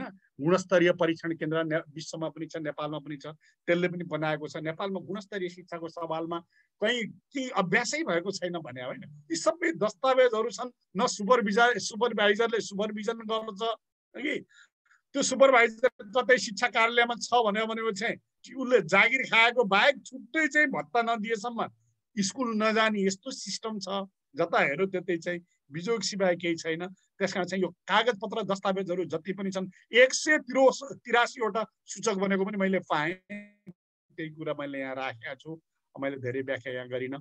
अब गुणस्तर परीक्षणको ढाँचा चाहिँ यो जसले चाहिँ यो क्वालिटी चाहिँ एसुरेन्स मैले आइएसओ एनएसओ भने त्यो दिँदाखेरि चाहिँ भौतिक लगानीमा चाहिँ 25 अङ्क दिँदो चाहिँ अहिले नमुना विद्यालयहरू भनेर छानिन्छन्, ए ग्रेड बी ग्रेड र सी ग्रेडका विद्यालयहरू भने छानिन्छन् शैक्षिक संस्थाहरूमा पनि। त्यसरी हेर्दाखेरि लगानीमा 25% हुँदो रहेछ। लगानी भनेको भौतिक संरचना कस्तो छ, शिक्षक चाहिँ कस्तो छ, राम्रो शिक्षक टिकाउने हैन, राम्रो शिक्षक चाहिँ जागिर नपाउन्जेल आउँछ स्टेसनमा पर्ख्या जस्तो 5 महिना बस्छ, त्योभन्दा राम्रो अपर्च्युनिटी पायो भने हिँडिहाल्छ।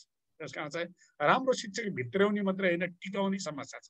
समुदायको सहभागिता र योगदान अनि विद्यार्थीहरू चाहिँ कुन ब्याकग्राउन्ड, कुन पारिवारिक ब्याकग्राउन्डबाट आउँछन् हैन, त्यो चाहिँ एउटा लगानी हो। त्यसको मतलब पारिवारिक ब्याकग्राउन्ड भनेपछि अभिभावक। कक्षा शिक्षण 30 अङ्क, प्रक्रियालाई 30 अङ्क, प्रक्रियाभित्र पढाउने तरिका कस्तो छ, मूल्याङ्कन गरी कस्तो छ, शिक्षकको पेसागत हैन, उसलाई चाहिँ तालिम दिने, उसलाई सुपरभिजन गर्ने तरिका कस्तो छ, नेतृत्व व्यवस्थापन गर्ने तरिका कस्तो छ, अतिरिक्त क्रियाकलाप, टेक्स्ट बुक पढाएर करिकुलम मात्रै पढाएर हुँदैन, extra curricular activities day to day चाहिँ आउने गतिविधिहरूलाई चाहिँ उसँग त्यो सिकाउने, यो प्रक्रिया कस्तो छ। र उपलब्धि चाहिँ नियमित कक्षा चाहिँ कति कक्षा आउँछन्, कतिले कक्षा दोहोऱ्याउँछन्, सिकाइ उपलब्धि चाहिँ पाठ्यक्रमले राखेको सिकाइ कति सिके, कतिले सिकेनन्, सेवाग्राही बाबुआमाले चाहिँ छोराछोरीको व्यवहारबाट उसमा आएको परिवर्तनबाट चाहिँ कति नम्बर ल्यायो भन्दा पनि उसको व्यवहारमा के परिवर्तन आयो, घरमा बाबुआमासँग उसको व्यवहार कस्तो छ, साथीसँग व्यवहार कस्तो छ, कस्तो सङ्गत गर्छ, ऊ समाजमा कस्तो देखिन्छ, उसले चाहिँ घरमा बसिरहँदाखेरि के क्रियाकलाप गर्छ, सबै चाहिँ त्यो कुराहरू, सेवाग्राहीको सन्तुष्टि, शिक्षकको पेसागत सन्तुष्टि, यो सबै गरेर चाहिँ 100 अङ्क चाहिँ दिएर मूल्याङ्कन गर्ने तरिका पनि बनाइरहेछ। अब अन्तर्राष्ट्रिय तहमा शैक्षिक गुणस्तर मापन गर्ने चाहिँ यस्तै तरिकाहरू छन्। यसको मैले यहाँ चाहिँ हामीले नेपालमा भने जस्तै यो चाहिँ मैले यो के स्रोतमा अरूको र हाम्रो के फरक रहेछ भनेर मैले यो टेबल राखेको मात्रै हुँ, मैले यता गइनँ। र यता कार्य सम्पादन सम्झौता गर्न अनि स्थानीय सरकारसँग चाहिँ स्थानीय सरकारले शिक्षा अधिकारीसँग, शिक्षा अधिकारीले हेडमास्टरसँग, शिक्षकहरूसँग वार्षिक पाठ योजना निर्माण कस्तो गर्छन्, दैनिक पाठ योजना निर्माण कस्तो गर्छन्, शिक्षकहरूको बैठक, यसरी चाहिँ हरेक अङ्कमा यसरी कार्य सम्पादन मूल्याङ्कन गर्ने तरिका पनि रहेछ। अर्थात् पब्लिक एजुकेसन राम्रो बनाउनको लागि दस्तावेजहरू, नीति नियमहरू यति सबै बनाएर रहेछ। त्यसो भए चाहिँ हामीले बोल्नुपर्ने के रहेछ भन्दा ठिक्क पनि ठिक छैन, अहिले भाषण गर्यो भने यी मान्छेलाई केही थाहा रहेछ भन्छु म, यति छ तर यो लागु नै भने यी मान्छेले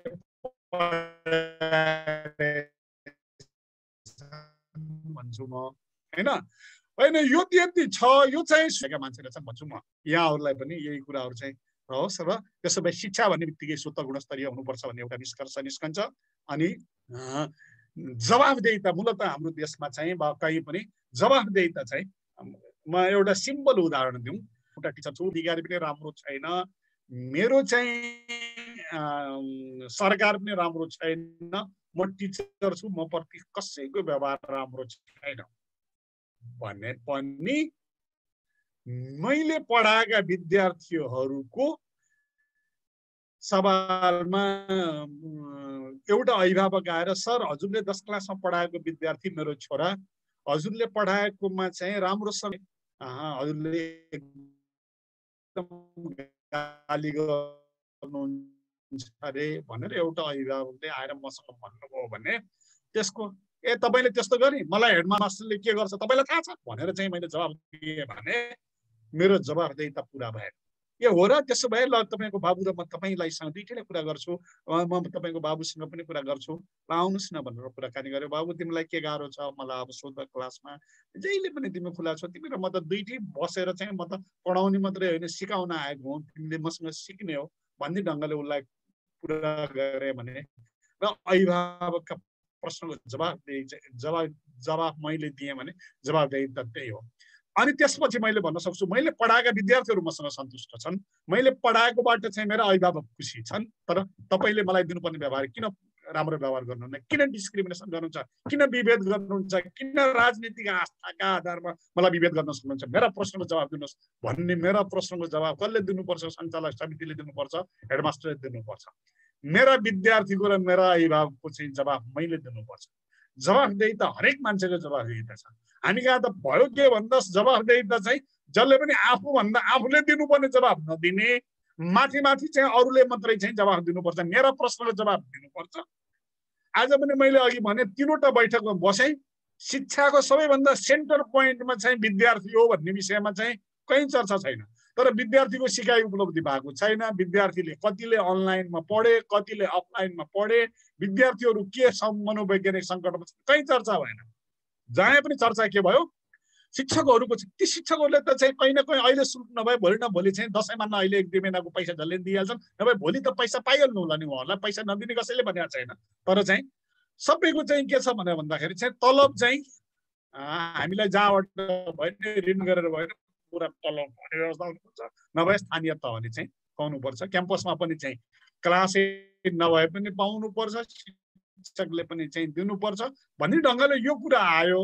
उहाँहरूले चाहिँ ठिकै छ, पैसा भएकोले दिने, नभएकोले चाहिँ उधारा खाता लेख्ने कि अब यो सबैलाई परेको संसारमा परेको अप्ठ्यारो हो र हुँदासम्म चाहिँ जसो तसो चाहिँ 1-1.5 महिना सामान्य चाहिँ सम्झौता त्यो हो होइन। तर चाहिँ विद्यार्थीको चाहिँ सिकाइ उपलब्धिको विषयमा चाहिँ त्यो प्रश्न ओझेल पर्दो रहेछ होइन।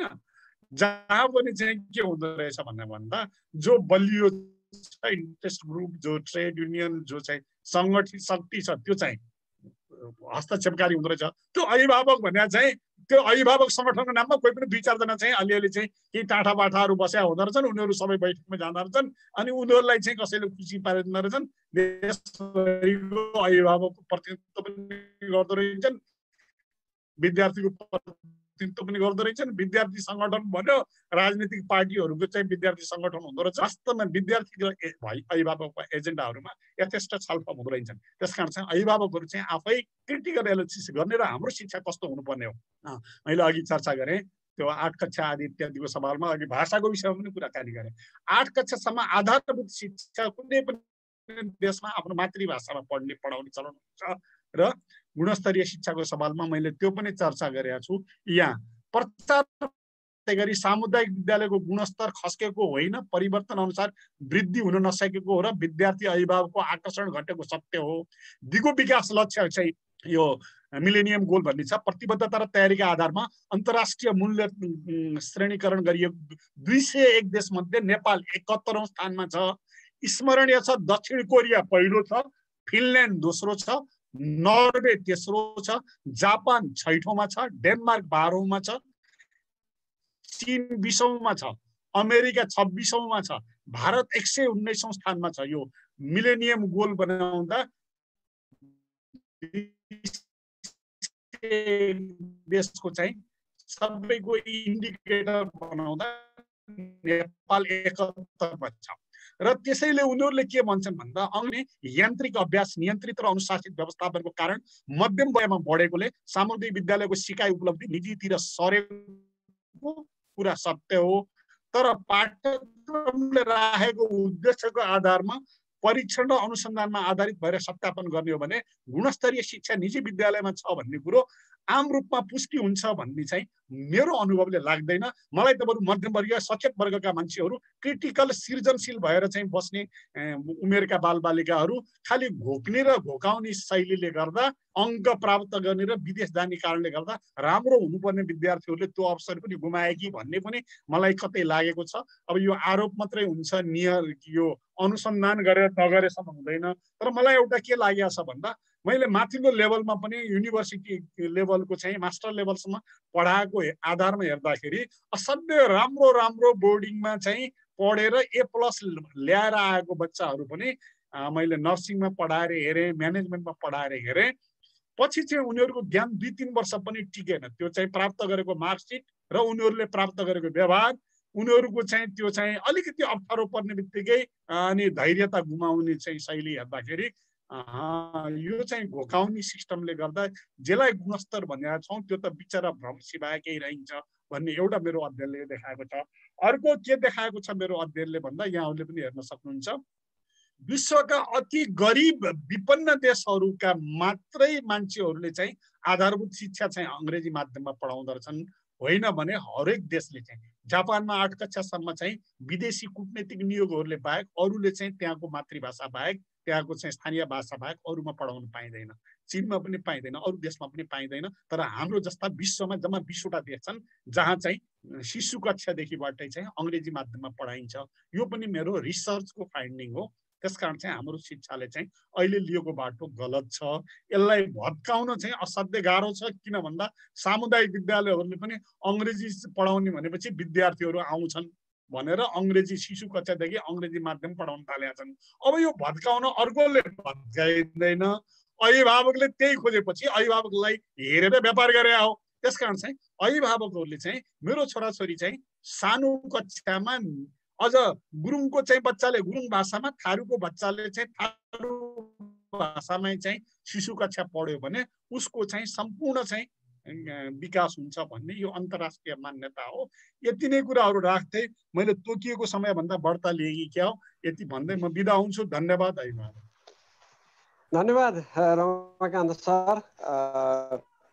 अलिकति त सरले समय लिनु भएकै हो। हामीले पनि सरलाई होइन सुन्नै पर्ने विषय रहेछ भनेर अलिकति अनदेखा गरेकै हो।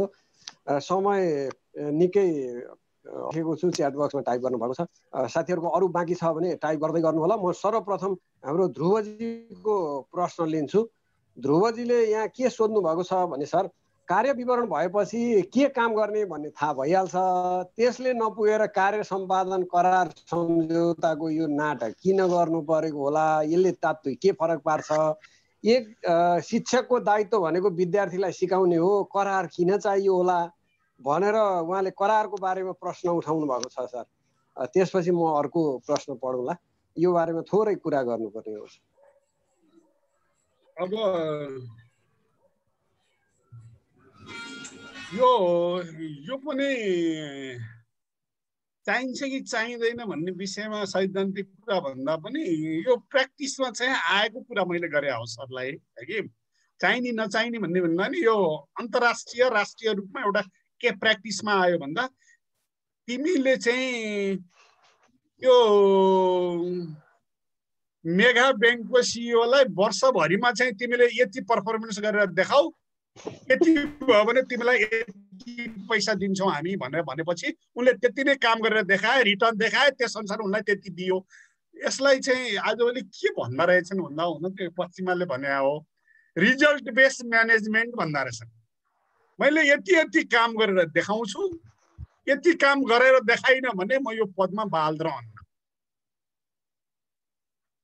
यो प्रतिबद्धता चाहिँ गराउने चाहिँ त्यही भएर आजभोलि चाहिँ प्रधानमन्त्रीले मन्त्रीसँग गराउने, अर्गनाइजेसनको चिफले चाहिँ अरूसँग चाहिँ म यति यति काम गराउन सक्छु भनेर भिजनरी लिडरसिप भनेर तिमी यदि यो भयो भने तिमीले के काम गर्छौ, तिमीलाई किन छान्ने, यो अर्गनाइजर यो अर्गनाइजेसनको म्यानेजमेन्टमा तिमीलाई किन छान्ने भन्दा मैले यति यति काम गर्न सक्छु भन्छ। अर्काले भन्छ जसले सबभन्दा धेरै काम गर्न सक्छु भन्छ त्योसँग चाहिँ त्यसलाई छान्ने र त्यसले यति काम गर्छु भन्ने आधारमा उसलाई नियुक्ति काम गरे हुनाले त्यति काम गर्न सक्यो भने उसको पर्फर्मेन्स राम्रो भयो भनेर चाहिँ फेरि उसलाई निरन्तरता दिन सकिन्छ। गर्न सकिएन भने यो राजनीतिक पार्टीले घोषणा पत्र बनाएर चुनाव लडेको अनि घोषणा पत्र गर्न नसकेपछि घोषणा भए अनुसार काम नगरेपछि अर्काचोटि उसलाई चुनावमा चाहिँ भोट दिएको वा नदिएको भने जस्तो यो सिको गरेर कार्य सम्पादन करारको यो प्र्याक्टिसमा आयो। अब ठिक भनौँ या बेठिक भनौँ यसमा चाहिँ मैले फरक मत राख्दिनँ। प्र्याक्टिसमा आएको कुरा मात्रै चर्चा चल्या हो। आजभोलि यस्तो प्र्याक्टिसमा आएको छ, यो मुद्दामा कार्य सम्पादन करार गर्ने गरेको छ। बस मैले प्र्याक्टिसको कुरा मात्रै गरे हौँ सर। धन्यवाद। हस् सर, हेर्दाखेरि चाहिँ हामीलाई पनि कतिपय चाहिँ के नाटक गरे होला यो आखिरी प्रधानमन्त्रीले मन्त्रीसँग कार्यालय प्रमुखले अरू सबअर्डिनेटसँग उसले त निर्देशित गरेर लाउन सक्छ, जब डिस्क्रिप्सनमा समावेश गरिदिन सक्छ भन्ने चाहिँ हाम्रो जिज्ञासा होला सायद मैले ध्रुवजीको। प्र्याक्टिसको कुरा अर्को चाहिँ यहाँ मुरारी, हजुर यहाँ मुरारीजीले एउटा क्वेसन गर्नु भएको छ। यहाँ प्रश्न के छ भन्ने सर, यो अहिलेको करिकुलमले यो विद्यार्थीहरूको स्किल बिल्डिङ र एटिच्युड बिल्डिङमा र यो लर्निङ इन्भाइरोमेन्टमा चाहिँ कस्तो खालको उद्देश्य राखेको देखिन्छ र यो चाइल्ड फ्रेन्डली टेक्निक र इन्भाइरोमेन्टको हिसाबले चाहिँ अहिलेको करिकुलम चाहिँ कस्तो देखिन्छ सर भनेर उहाँले प्रश्न गर्नु भएको छ सर। अस्ति पनि हामीले समग्र रूपमा चाहिँ गऱ्यौँ र मैले चाहिँ एउटा चर्चा गरेका थिएँ यहाँहरूलाई, अब धेरैजना हुनुहुन्थेन होला।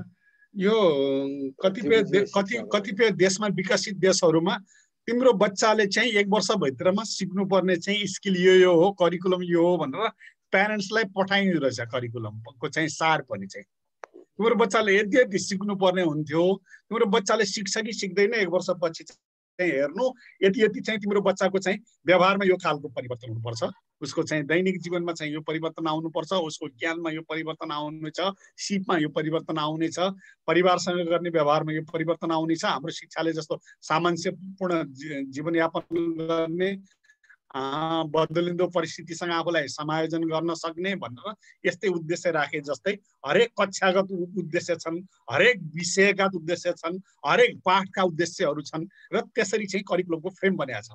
अझ एउटा राम्रो टिचर भयो भने त त्यो करिकुलम पनि आजभोलि अर्को एउटा हिडन करिकुलम भन्ने हुँदो रहेछ क्या। अहिले जस्तो चाहिँ मैले यो करार किन चाहिन्छ होला र भन्ने विषयमा मैले यो प्रेजेन्टेसन बनाइरहँदाखेरि करार किन चाहिन्छ होला र भन्नेतिर सोचेकै थिइनँ।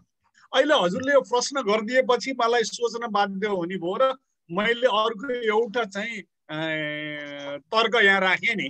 त्यो करिकुलम हजुरको मेरो छलफल हुँदाहुँदै नयाँ करिकुलम यसरी बन्छ, यस्तोलाई के भन्छ भन्दा हिडन करिकुलम। सरासरी एउटा सिम्पल इक्जाम्पल, हजुरको घरमा म सरासरी आइराखेका थिएँ, घरभित्र चाहिँ मिटिङ हलमा चाहिँ थुप्रै मान्छे बोलिरहेको देखेँ, ढोका कसैले जुत्ता खोलेकै देखिन्छ। मैले हेर्ने बित्तिकै यहाँभित्र जुत्तैसँग पस्न सकिने मिटिङ हल रहेछ भन्छु, म जुत्तैसँग पस्छु। तर गेटमा चाहिँ त्यहाँ चाहिँ सबैले जुत्ता खोल्या रहेछ, गेटमा थुप्रै जुत्ता देखेँ भने म भित्र पस्ने बेला के देख्छु भन्दा यहाँभित्र पस्दा जुत्ता खोलेर पस्नु पर्ने रहेछ भन्छु, जुत्ता खोलेर पस्छु। त्यही हेर्दा हेर्दै ढोका एकछिन हेर्दाखेरि मेरो करिकुलम बन्छ क्या त्यहाँनिर चाहिँ। त्यसमा चाहिँ हिडन करिकुलम भनेको चाहिँ तत्काल इमिडिएट बच्चाले क्लासमा पढ्दा सोद्धा सोध्दै एउटा प्रश्न सोधियो भने टिचरले त्यो प्रश्नको चाहिँ जवाफ दिन्छ। नभएबाट तिमीले बडा राम्रो प्रश्न गर्यौ, यो विषयमा आज मसँग ज्ञान अनुभव छैन, म सम्पूर्ण जान्ने चाहिँ देवत्वमा पुगेको मान्छे होइन, तिम्रो साह्रै राम्रो प्रश्न छ, तिमी पनि विचार गरेर आऊ, भोलि पनि म विचार गरेर आउँछु भन्छु र भोलिपल्ट उत्तर दिन्छु। यो हो करिकुलम बन्ने भनेको। करिकुलमले एउटा चाहिँ मिनिमम चाहिँ कुरा दिन्छ, तर मान्छेका निड्सहरू, वान्ट्सहरू त्यो जम्मैलाई चाहिँ करिकुलमले पनि सम्बोधन गर्दैन। त्यसमा हुनाले चाहिँ करिकुलम जे बन्या छ नेपालमा, मैले अब म सबै करिकुलमको ज्ञाता म त्यत्रो विश्लेषक त होइन, तर अलिअलि चाहिँ म अब मिडियासँग पनि बोल्नु पर्ने, धेरै ठाउँमा चाहिँ पाठ्यक्रम बनाउने ठाउँमा पनि जानुपर्ने, स्थानीय पाठ्यक्रम पनि गर्नुपर्ने हो हुनाले मैले केही पनि जाने छैन भनेर बस्नुभन्दा अलिअलि चाहिँ अध्ययन गरेर हेर्दाखेरि यहाँ बनाउने पाठ्यक्रम बनाउने मान्छेहरूले पनि अन्तर्राष्ट्रिय आजभन्दा पाठ्यक्रम बनाउनलाई त के छ त, इन्टरनेटमा गएर खोज्यो डेनमार्कको कस्तो रहेछ, सिङ्गापुरको कस्तो रहेछ, राम्रो भने दक्षिण कोरियाको कस्तो रहेछ, हामी जहाँको कस्तो बनाउने, स्टिमको चाहिँ साइन्स टेक्नोलोजी ल्याङ्ग्वेजको स्टिम करिकुलम कस्तो बन्दो रहेछ हेऱ्यो, अनि हाम्रोमा चाहिँ अलिअलि चाहिँ रिभाइज गर्यो, करिकुलम बनिहाल्छ। त्यस कारण चाहिँ यो ग्लोबल चाहिँ यो फर्मल एजुकेसनमा करिकुलम सबैको उस्तै उस्तै हुँदो रहेछ।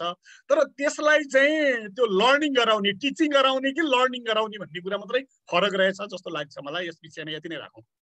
धन्यवाद सापकोटा। दिवाकर पौड्याल भन्ने चाहिँ एकजनाले महानुभावले, धन्यवाद सापकोटा सर, अति विचारणीय र सकारात्मक प्रस्तुतिको लागि शिक्षाप्रति देखिएका विसङ्गति अनेक छन्, यसमा अभिभावक धन्यवाद सर। धेरैले चाहिँ मलाई यहाँ चाहिँ यहाँहरूका शब्दले चाहिँ मलाई थप प्रेरित र थप अध्ययनशील बनाउनको लागि प्रेरित गरेका थुप्रै प्रश्नहरू मैले यहाँ प्रतिक्रियाहरू पाएँ। यसको लागि म धेरै धेरै धन्यवाद ज्ञापन गर्छु। र अरू केही प्रश्नहरू मलाई लाग्छ यहाँहरूले प्रश्न सोध्ने र म उत्तर दिने त्यस्तो ज्ञाताको रूपमा प्रश्न चाहिँ भन्दा नि मसँग भएको अनुभवलाई चाहिँ सङ्कलन गरेर यहाँहरूको अघिल्तिर प्रस्तुत भएको हुँ है सबै उत्तरहरू नै त प्रश्न गर्ने र उत्तर दिनुपर्ने जरुरी पनि ठान्दैन त्यही पनि थप छलफल गर्न छ भन्ने गरौँला सर धन्यवाद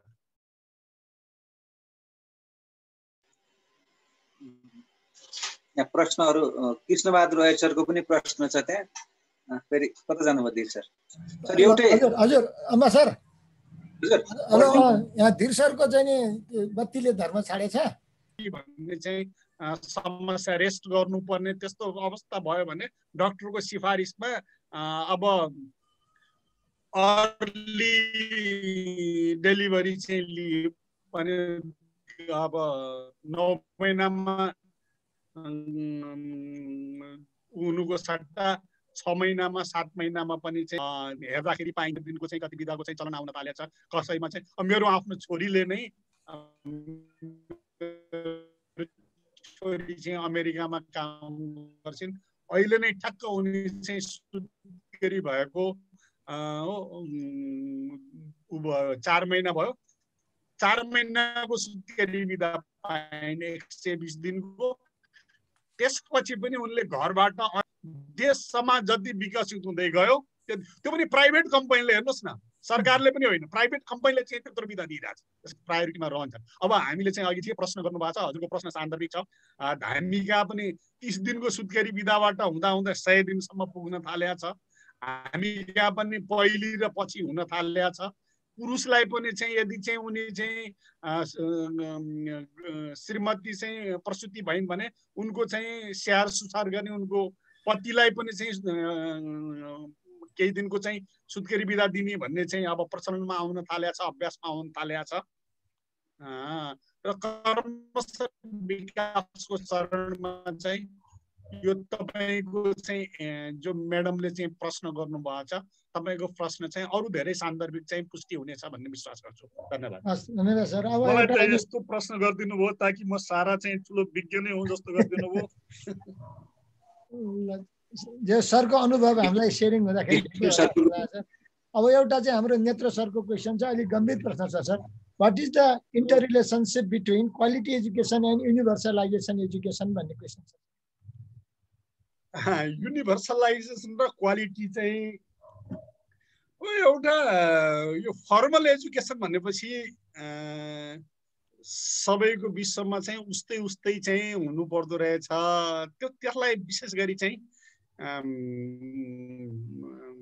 म्याथ साइन्स र विशेष गरी धेरैले चाहिँ म्याथ साइन्सलाई यो स्टिम कन्ट्रीहरूले चाहिँ म्याथ साइन्सलाई भन्ने गर्छन् म्याथ साइन्स चाहिँ संसारमा यो विज्ञान प्रविधिमा भएको विकास कमसेकम त्यो साइन्स बुझ्यो भने जीवन र जगतलाई बुझ्छ भन्ने मान्यता दिया हुनाले धेरै हामी कहाँ चाहिँ डाक्टर इन्जिनियरिङ पढ्ने मान्छेले मात्रै चाहिँ यो साइन्स पढ्ने टेक्निकल बेसिसमा जाने मान्छेले मात्रै पढ्ने भन्ने हुँदो रहेछ तर मेरो मान्यतामा र मेरो बुझाइमा के छ भन्दा 12 कक्षासम्म न्यूनतम डी ल्याउन सक्ने मान्छेले पनि पढ्न सक्छ भने फेल हुँदैन र समय खर्च जाँदैन भने साइन्स लिएर पढ्यो भने कमसेकम चाहिँ उसले चाहिँ बेसिक स्किल्सहरू पछि चाहिँ सिक्नलाई धेरै मद्दत हुन्छ त्यसपछि पढ्न चाहिँ उ चाहिँ म्यानेजमेन्ट फेरि साइन्स लिएर 12 कक्षासम्म पढ्दाखेरि भोलि ऊ म्यानेजमेन्टमा जानलाई लमा जानको लागि एजुकेसनमा जाओस् वा अरू कुनै विधामा जानलाई पनि साइन्स म्याथ पढ्छ मान्छेलाई गाह्रो पर्दैन त्यसो भन्नाले साइन्स म्याथ चाहिँ सबै खालको चाहिँ उस्तै हुनु पर्दो रहेछ अरु चाहिँ ल्याङ्ग्वेज भयो सोसियोलोजी भयो मोरल एजुकेसन भयो भोकेसनल एजुकेसन भयो अब म एकचोटी चाहिँ ताइवानमा चाहिँ एकचोटी गएको स्कुलमा कस्तो देखाएको गरेको सिकाइदो रहेछ भन्ने पाएँ भन्दा त्यहाँको बच्चाहरूले चाहिँ एउटा भोकेसनल स्कुलको बच्चाहरूले कसैले पनि त्यो स्कुल बाहेक अन्त चाहिँ उनीहरूले हजाम कहाँ गएर कपाल काट्न पाउँदो रहेछन् सधैँ चाहिँ उनीहरूले कसैले चाहिँ शुक्रबार कसैले शनिबार कपाल काट्नलाई स्कुलमै चाहिँ सेलुन बनाइदिएको छ टन्नै अनि साथीहरूले एकले अर्कोको कपाल काट्छन् लुगा सिलाउने चाहिँ उनीहरूको लुगा चाहिँ जम्मै चाहिँ सिलाउने जति त्यही भित्र सिलाइदो रहेछ। लुगा सिलाउनको लागि चाहिँ बजारमा अन्त चाहिँ कहीँ सिलाउन जानुपर्दो रहेछ। हेर्नुहोस् है, सिलाउने काम चाहिँ बच्चाले स्कुलबाट निस्कँदाखेरि आफ्नो लुगा सिलाउन सक्ने भएर निस्क्यो, कपाल काट्न सक्ने भएर स्कुलबाटै निस्क्यो, खाना बनाउने त्यही बनाउँछ, शुक्रबार शनिबार खाना बनाउँछ, कहिले कहाँको खाना बनाउँछ, कहिले तेरो कम्युनिटीको बना खाना बनाउन उसले स्कुलले बनाउँदा सिक्यो। बाजा बजाउने चाहिँ अब जसरी हाम्रो नेपाल प्रहरीमा सैनिकको ब्यान्ड बाजा लिन जान्छौँ बिहा सिया गर्दाखेरि है कि, त्यस्तै त्यहाँ चाहिँ फलानु भोकेसनल स्कुलको चाहिँ आज फलानुको बिहा छ, फलानु भोकेसनल स्कुलको चाहिँ ब्यान्ड बाजाको टोली ल्याउनु पर्यो भनेपछि स्कुलको बच्चाहरू जान्छन्, ब्यान्ड बाजा बजाउँछन्, पैसा ल्याउँछन्, आउँछन्, उनीहरूको क्लबमा राख्छन्, उनीहरूको कोषमा राख्छन्, बाजा बजाउन सिक्छन् उनीहरू हैन। स्कुलभित्रैबाट चाहिँ यस्तो गरेर सिक्छन्। त्यसकारण चाहिँ उनीहरूले चाहिँ यस्तोलाई चाहिँ टेक्निकल भोकेसनल एजुकेसन, जसलाई क्वालिटीको एजुकेसन चाहिँ भनेर उनीहरूले यसलाई मान्यो। क्वालिटी एजुकेसन भनेपछि जीवनोपयोगी हुने कुरा भयो। अब युनिभर्सलाइजेसन भनेपछि मेरो बुझाइमा चाहिँ अब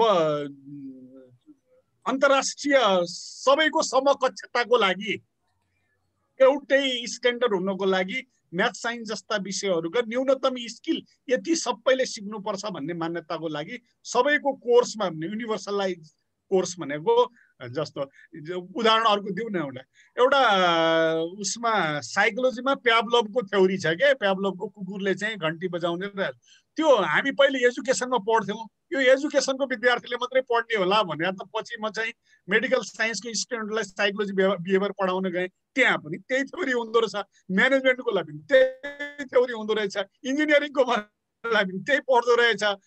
जता त्यो प्याभलोभको चाहिँ थ्योरी र नि यो मास्लोको चाहिँ थ्योरी जुन हुन्छ नि बेसिक निड थ्योरी, त्यो मास्लोको चाहिँ अब्राहम मास्लोको चाहिँ थ्योरी, त्यो जसले पनि पढ्दो रहेछ। त्यसकारण चाहिँ कतिपय संसारका यस्ता थ्योरीहरू छन्, कतिपय यस्ता विषय क्यान्टेडहरू छन्, संसारका सबै मान्छेहरूले चाहिँ पढ्छन्। त्यसकारण चाहिँ यस अर्थमा युनिभर्सलाइजेसन चाहिँ यस्ता कोर्सहरू, करिकुलमहरू, सिस्टमहरू हैन, जस्तो 12 कक्षा चाहिँ भनेपछि संसारमा अब एसई भनेको स्कुल एजुकेसन भनेको 12 कक्षा हो तपाईँको, जहाँ पनि चीनमा गए त्यही हो,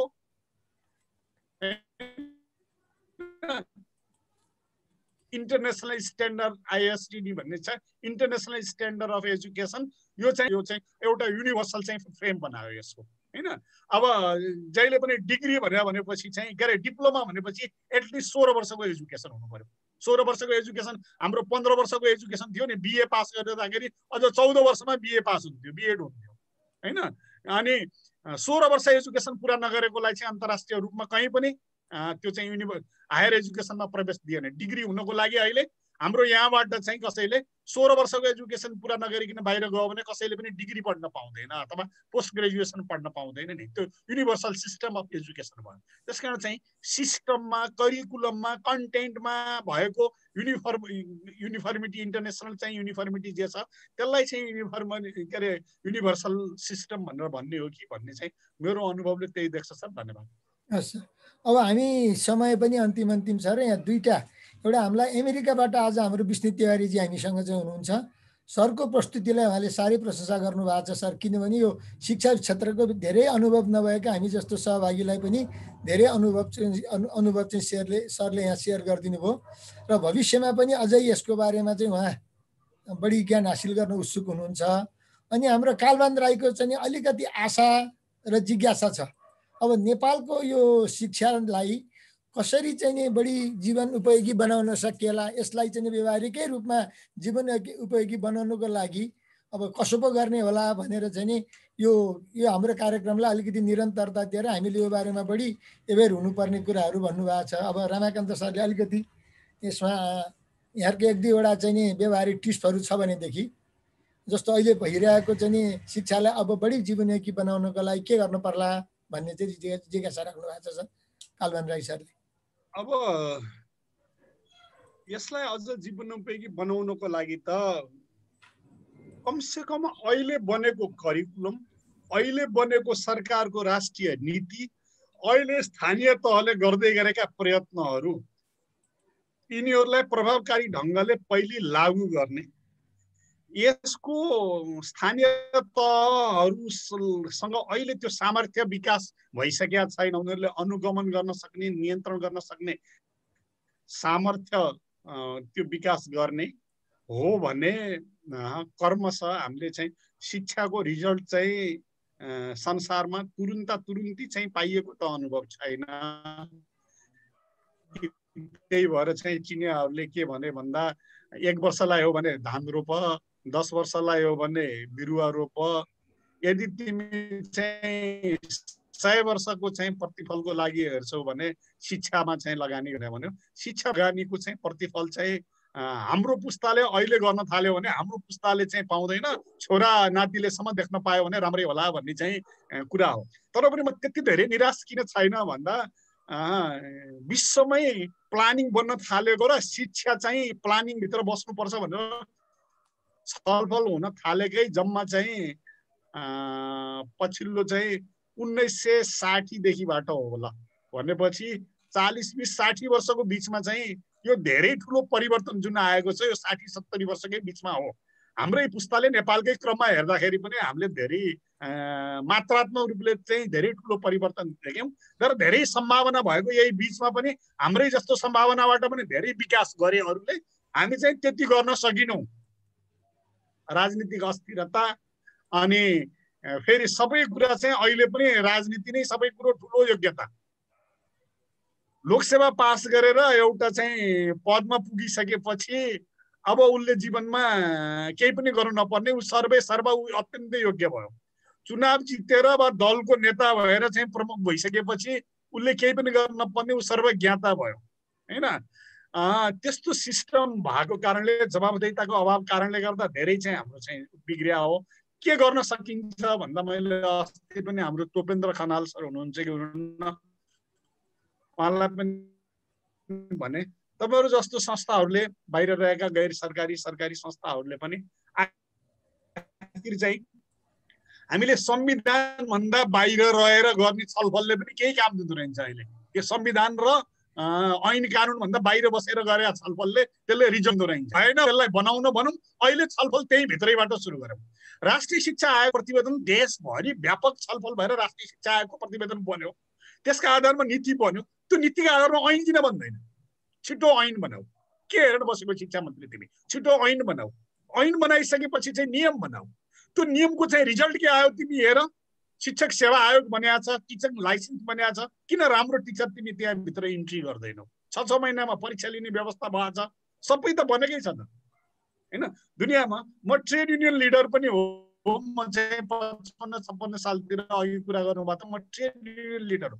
दुनियाँमा ट्रेड युनियन लिडरहरूले चाहिँ आफैले चाहिँ हामीलाई चाहिँ हाम्रो योग्यता जाँच गर, लाइसेन्स लिए भनेर परीक्षा लिएर सरकारसँग माग गर्ने मान्छे मध्ये मै हुँ। जनकपुरतिर कता साथीहरूले चाहिँ टेलिफोन गरेर तँलाई यहाँ आइस भने कालो मुसो लाउँछौँ, पिट्छौँ भन्थे मलाई है। ए बाबा, हाम्रो पेसालाई राम्रो बनाउनको लागि यो पेसामा राम्रो मान्छे बस्ने र भित्रिने र टिक्ने हुनुपर्छ कि जो मान्छे पनि बसेर जो पनि स्थायी भयो, जसले पनि जसरी पनि नियुक्ति लिने। यहाँ त बेइज्जतै भइसक्यो। निवेदन लेख्न नजान्ने मान्छे पनि शिक्षण पेसामा आयो भनेर पेपरमा आयो। त्यसकारण त्यस्ता मान्छे आएको छन् भने जाँच लियो, जाँच लिएर चाहिँ जो योग्यतम छ उनीहरूलाई राख, जो योग्य छैन उनलाई निकाल्नु।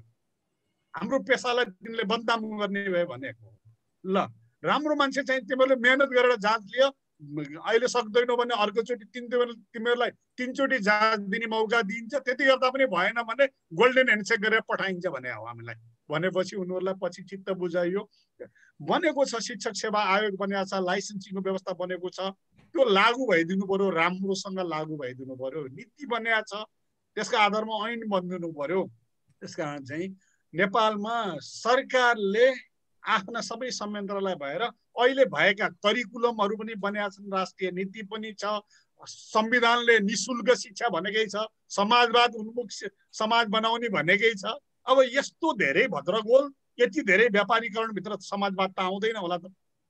समाजवाद उन्मुख शिक्षामा चाहिँ यसरी जसले जति सक्छौ, मैले आज पनि चर्चा गरेर आएँ, हामीले शिक्षामा ठुलो सहयोग गरेका छौँ, यत्रो गरेका छौँ भनेर भन्नुभयो निजी। तपाईहरुलाई केही पनि दोष छैन। सरकारले दिएको चाहिँ नीतिभित्र तपाईहरुले बसेर स्कुल चलाउनु भएको छ। तर नढाँटिकिन भन्दाखेरि होटल एसोसिएसन र चाहिँ एयरलाइन्स यातायात व्यवस्था विभाग र तपाईँहरूको बिचमा फरक केही पनि छैन। आयात होटल र एउटा चाहिँ ठुलो चाहिँ काठमाडौँको चाहिँ ठुलो चाहिँ प्राइभेट स्कुल चाहिँ उस्तै हो कानुनको दृष्टिकोणमा। किन भन्दा कम्पनी ऐन दर्ता भएको छ, सकेको कमाऊ मलाई ट्याक्स तिर भनेको छ सरकारले।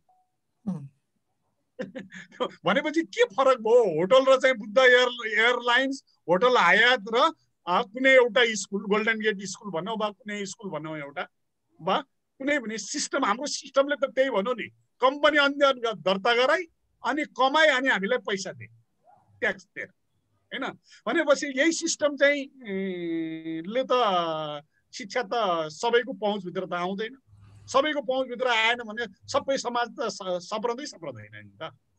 तर दुनियाँमा गरिब र धनी जम्मैले पढ्न पाउने चाहिँ सिस्टम भएन। शिक्षा, स्वास्थ्य, रोजगारी सबैको पहुँचभित्र आएन भने त समाज कसरी सप्रन्छ र? त्यसो भए हुनाले यो बनेका नीतिहरू ठिक छन्, संविधान पनि ठिक छ कम्पेरिटिभली, सधैँलाई ठिक छैन, भोलि चाहिँ अर्कै होला। तर अहिले कमसेकम यदि बनेको त लागू गरौँ। अहिले त यहाँ बनेको पनि लागू गरेन। लागू गर्नको लागि दबाब दिनु पर्यो, अभिभावकले अधिकार खोज्नु पर्यो। निशुल्क पढ्न पाउने मेरो अधिकार खै, निशुल्क उपचार पाउने मेरो अधिकार खै, ज्येष्ठ नागरिक भएर चाहिँ मैले निशुल्क पाउने मेरो अधिकार खै भन्ने अधिकार पनि खोज्नु पर्यो। र कर्तव्य पनि चाहिँ मेरो छोराछोरी यदि मैले पैसा दिनेपछि जम्मै अर्कैले बनाइदिन्छ भन्ने कुरो पनि भएन। अभिभावकले त्यो चुनौती पनि उ गर्नु पर्यो। चाहनाले मात्रै छोराछोरी राम्रा हुँदैनन्। ल अब यति नै कुरा हो, कति धेरै गफ गरौँ र खै।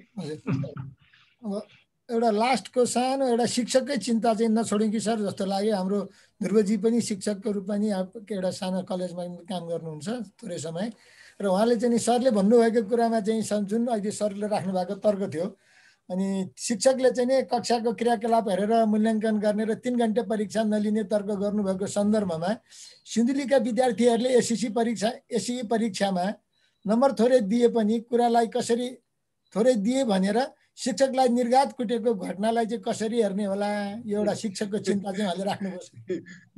यो मैले राम्रोसँग भयो या घटना हो सर। एकचोटि हाम्रो चाहिँ यो 20 नम्बरको आन्तरिक मूल्याङ्कन सिस्टम थियो कि, अनि म आफैले पढाउँदाखेरि डिग्रीको विद्यार्थीहरूलाई 20 मा चाहिँ कोहीलाई 18 कोहीलाई 19 मा दिएँ। विद्यार्थीहरू मलाई घेर्न आयो, सर तपाईँले 20 मा विषय दिन सक्नुहुन्थ्यो नि, किन 18 दिनुभयो, किन 19 दिनुभयो भन्छ हेर्नुहोस् है कि। अनि मैले त बडा चाहिँ जसो तसो गरेर चाहिँ अब विद्यार्थीहरूलाई काउन्सिलिङ गरेँ। अनि अन्तिममा सरसँग बात मार्न सकिँदैन, गफै गरेर चित्त बुझाउनु भयो। तर सर तपाईँले धेरै अन्याय गर्नुभयो कि, अरूले चाहिँ धेरैले 20 का 20 दिएका छन्, तर तपाईँले 18-19 दिनुभयो, एकजनालाई पनि 20 दिनु भएन भनेर खुब रिसाए बच्चाहरू। र पछि देशैभरि यस्तै भएछ। आखिर यहाँ युनिभर्सिटी थाम्नै नसकेर के गर्यो भन्दा त्यो 20% आन्तरिक मूल्याङ्कन नै खत्तम गरिदियो। किन भन्दा सबै राजनीतिक दलका चाहिँ भातृ सङ्गठनको रूपमा विद्यार्थी सङ्गठनहरू चाहिँ एकदम सशक्त भएर आउने, हाम्रो सोभिउलाई नसकिकन तैँले नम्बर हाल्ने भनेर प्राध्यापकहरूलाई थर्काउने। त्यसो भइसकेपछि चाहिँ अब यो चाहिँ राम्रो हो नि, आन्तरिक प्रतिशत 20 नम्बर डे टु डे पर्फर्मेन्सको आधारमा 20 नम्बर टिचरले दिन्छ। अहिले पनि छ, सिटिभिटीतिर नर्सिङतिर त्यस्तो छ, प्र्याक्टिकल नम्बर हाल्ने अहिले पनि छ है कि।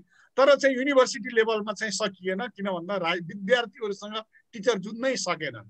अब यो त हाम्रो सिस्टमको भन्दा नि प्रवृत्ति र चाहिँ अब यो दलीय हस्तक्षेप, सबैतिर भएको अराजकताको परिणाम सर हो।